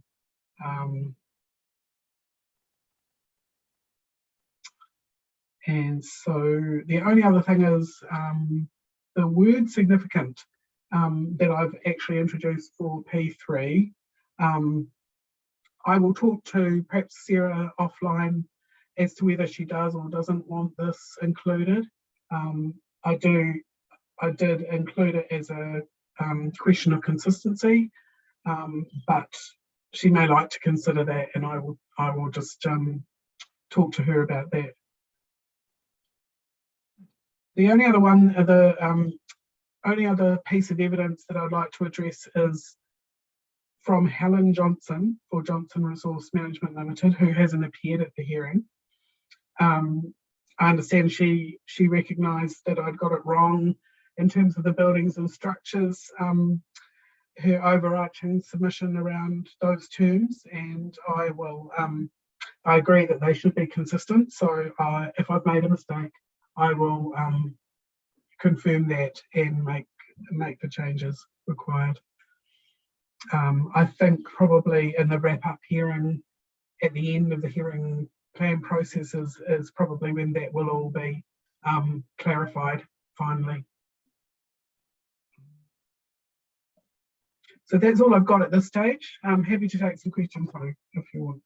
Yeah, thank you, Joe. I'm sort of starting to think about the wrap-up hearing as being the Billy Gruff hearing that you know, let's leave that for another bigger go to come across the bridge. Yeah. So I'm just aware, in particular, with that issue, the buildings and structures terms issue. We all seem to have come at it in a slightly different way, and obviously the need for consistency is quite high there. If I've made a mistake, then I'll just own it Sure. And yeah. Sure. Yeah, and look, Sarah Edwards has been on a number of these hearings, as you know, and certainly she'll be very aware with the team that integration sweep up hearing Yes. is going to be, pretty important. So it's sort of the last chance for us to hear back from the 42A team around generally around sweep up matters. Yep. So, not sure who's leading that 42A report, but that's not an enviable task, I wouldn't think. I don't know at this stage, to be honest. Yes. Thank you, Joe. I'll just see whether Antoine's got any questions for you. Oh, perhaps, Joe, just some clarifications, and they're really just going back to the original Section 42A report. And there was a recommendation you'd make to amend the wording of the effects standards, MPZ S3, that's the setbacks, and S4. And I suppose I'm just checking in with you. Can you just remind me again what those changes might be, other than the ones that you've already identified in the track changes? That's all. I think. Okay. Yeah, that's all I've got at this stage. I was referring earlier to P3. I think where and you addressed it that I'd recommended to make consequential amendments to that policy to extrapolate out that identified features wording, and whether the word significant was appropriate or not in this particular instance. Yeah. And just the last one was you'd recommended changes to the relocation rule, R23, and whether there's been any changes to your view on that in that regard, or any other amendments that you thought were necessary. No, I was trying to align with the overarching submissions put forward by the House Movers Association, which weren't actually made to this zone per se, but obviously as a rule of consistency, I was told about that issue, and so I addressed it in my report. That was all the questions I had, Ms. Ritchie, but I suppose again to just acknowledge your hard work, and I know you have been and probably are unwell at the moment, but certainly if my COVID was anything to do with it, doesn't just disappear all of a sudden. It sort of lingers on a bit. So I just wanted to acknowledge your hard work, and it's always difficult when you're reporting on a hearing that you weren't involved in the development of the chapter. And so I just want to acknowledge that you're taking responsibility without question and take it on the chin sometimes. In the absence of not knowing exactly what happened before. So I'd like to acknowledge that, plus, doing a lot of work behind the scenes on some of the other hearings that we're working on. So just an acknowledgement in the public hearing of your professionalism and hard work. Thanks very much. Thank you, Commissioner. Yes, thank you, Joe. And obviously the other thing is you'll reflect on this naming aspect for those important places and report back to me. Actually, I have an interesting take on reporting planners reporting on the chapters I've written. My brother Lindsay, who's a planner as well, is based in Wellington. He came back from working at Uxbridge Borough Council in London after about 5 years, and then inherited the key 42A reporting role like Sarah's got for Wellington City. Had no involvement in any of that plan. This was 10, 15 years ago, and he said to me that actually he found that quite beneficial because he wasn't wedded. He could genuinely look at the evidence as not the creator of the plan, and then think about things. So there's pluses and minuses. That's true. And certainly, Joe, you've been a real trooper in terms of your approach, the quality of your reporting, and coming back to us today. We grabbed this day because this happened to be a date that we were trying to schedule something else, and I knew both Antoine and I had some time today, so I thought let's just get in and get this one finished as quickly as we can. So I think it's worked out quite well. Yes, it has indeed. Thank you very much. for the Yes. opportunity. Yes, and you're working on SASM reporting. We've got some extra time for that, haven't we? Yes, we have. Yeah, and I think well, I need to talk to Iwi Hapu about some rules about the role, but yeah, I'm working away on it quite hard. So. Yes, yes. Look, I was talking to Juliet today. You know, Juliet's got this formal sort of QA role, the panel, and just about. I know there's some other key members of the planning team that they're down with COVID. So, as with everything, if you're struggling to meet a revised timetable for SASM, you just need an extra few days. Just reach out, and we will be accommodating. Just recognising that sometimes COVID bites you on the bum. Sorry, I didn't say that. Bites you on the back. Again, when you think you're recovered, but all of a sudden you're feeling pretty tired. Yeah. Again, so don't hesitate. We were looking for a quality job, and if it takes a few more days, just avail yourself of that. Thank you. Thank you, Commissioner. Thank you. I think with that, we have finished the evidence for hearing 21, the Maori Purpose Zone. Great to see everyone here. Just wanted to thank very much, Gina, you for sitting in, and also Rematiki, in terms of your role in coming into our hearing family. You certainly probably caught up with quite a lot of the themes that have been running through the hearings for us just by sitting in. So yeah, really would like to thank you very much for attending, and we will finish with the karakia, and I'll just sit back and let the non-verbal or verbal protocols right to see who's going to do that, and this looks like Antoine. Hei, kia ora mai tātou. E mihi kawana kia koutou, kua tai mai nei, tēnei rā ki te whiti ngā kōroi pāna ki te Maori Purpose Zone, o tira ngā mea kei Wainganui a tātou. He mihi mai oha tēnei kia koutou, I noho ana I tō wā kāinga, o tira I roto I tō tari I tēnei wā.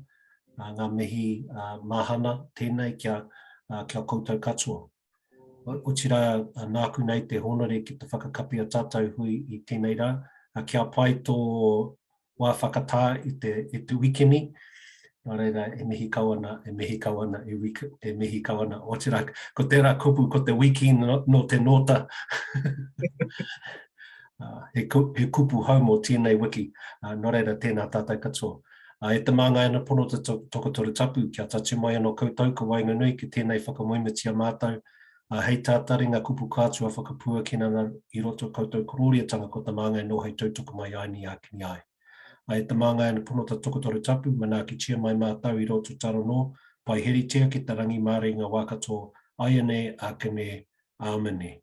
Kia ora whānau. Kia ora, thank you. Thank you, Commissioners.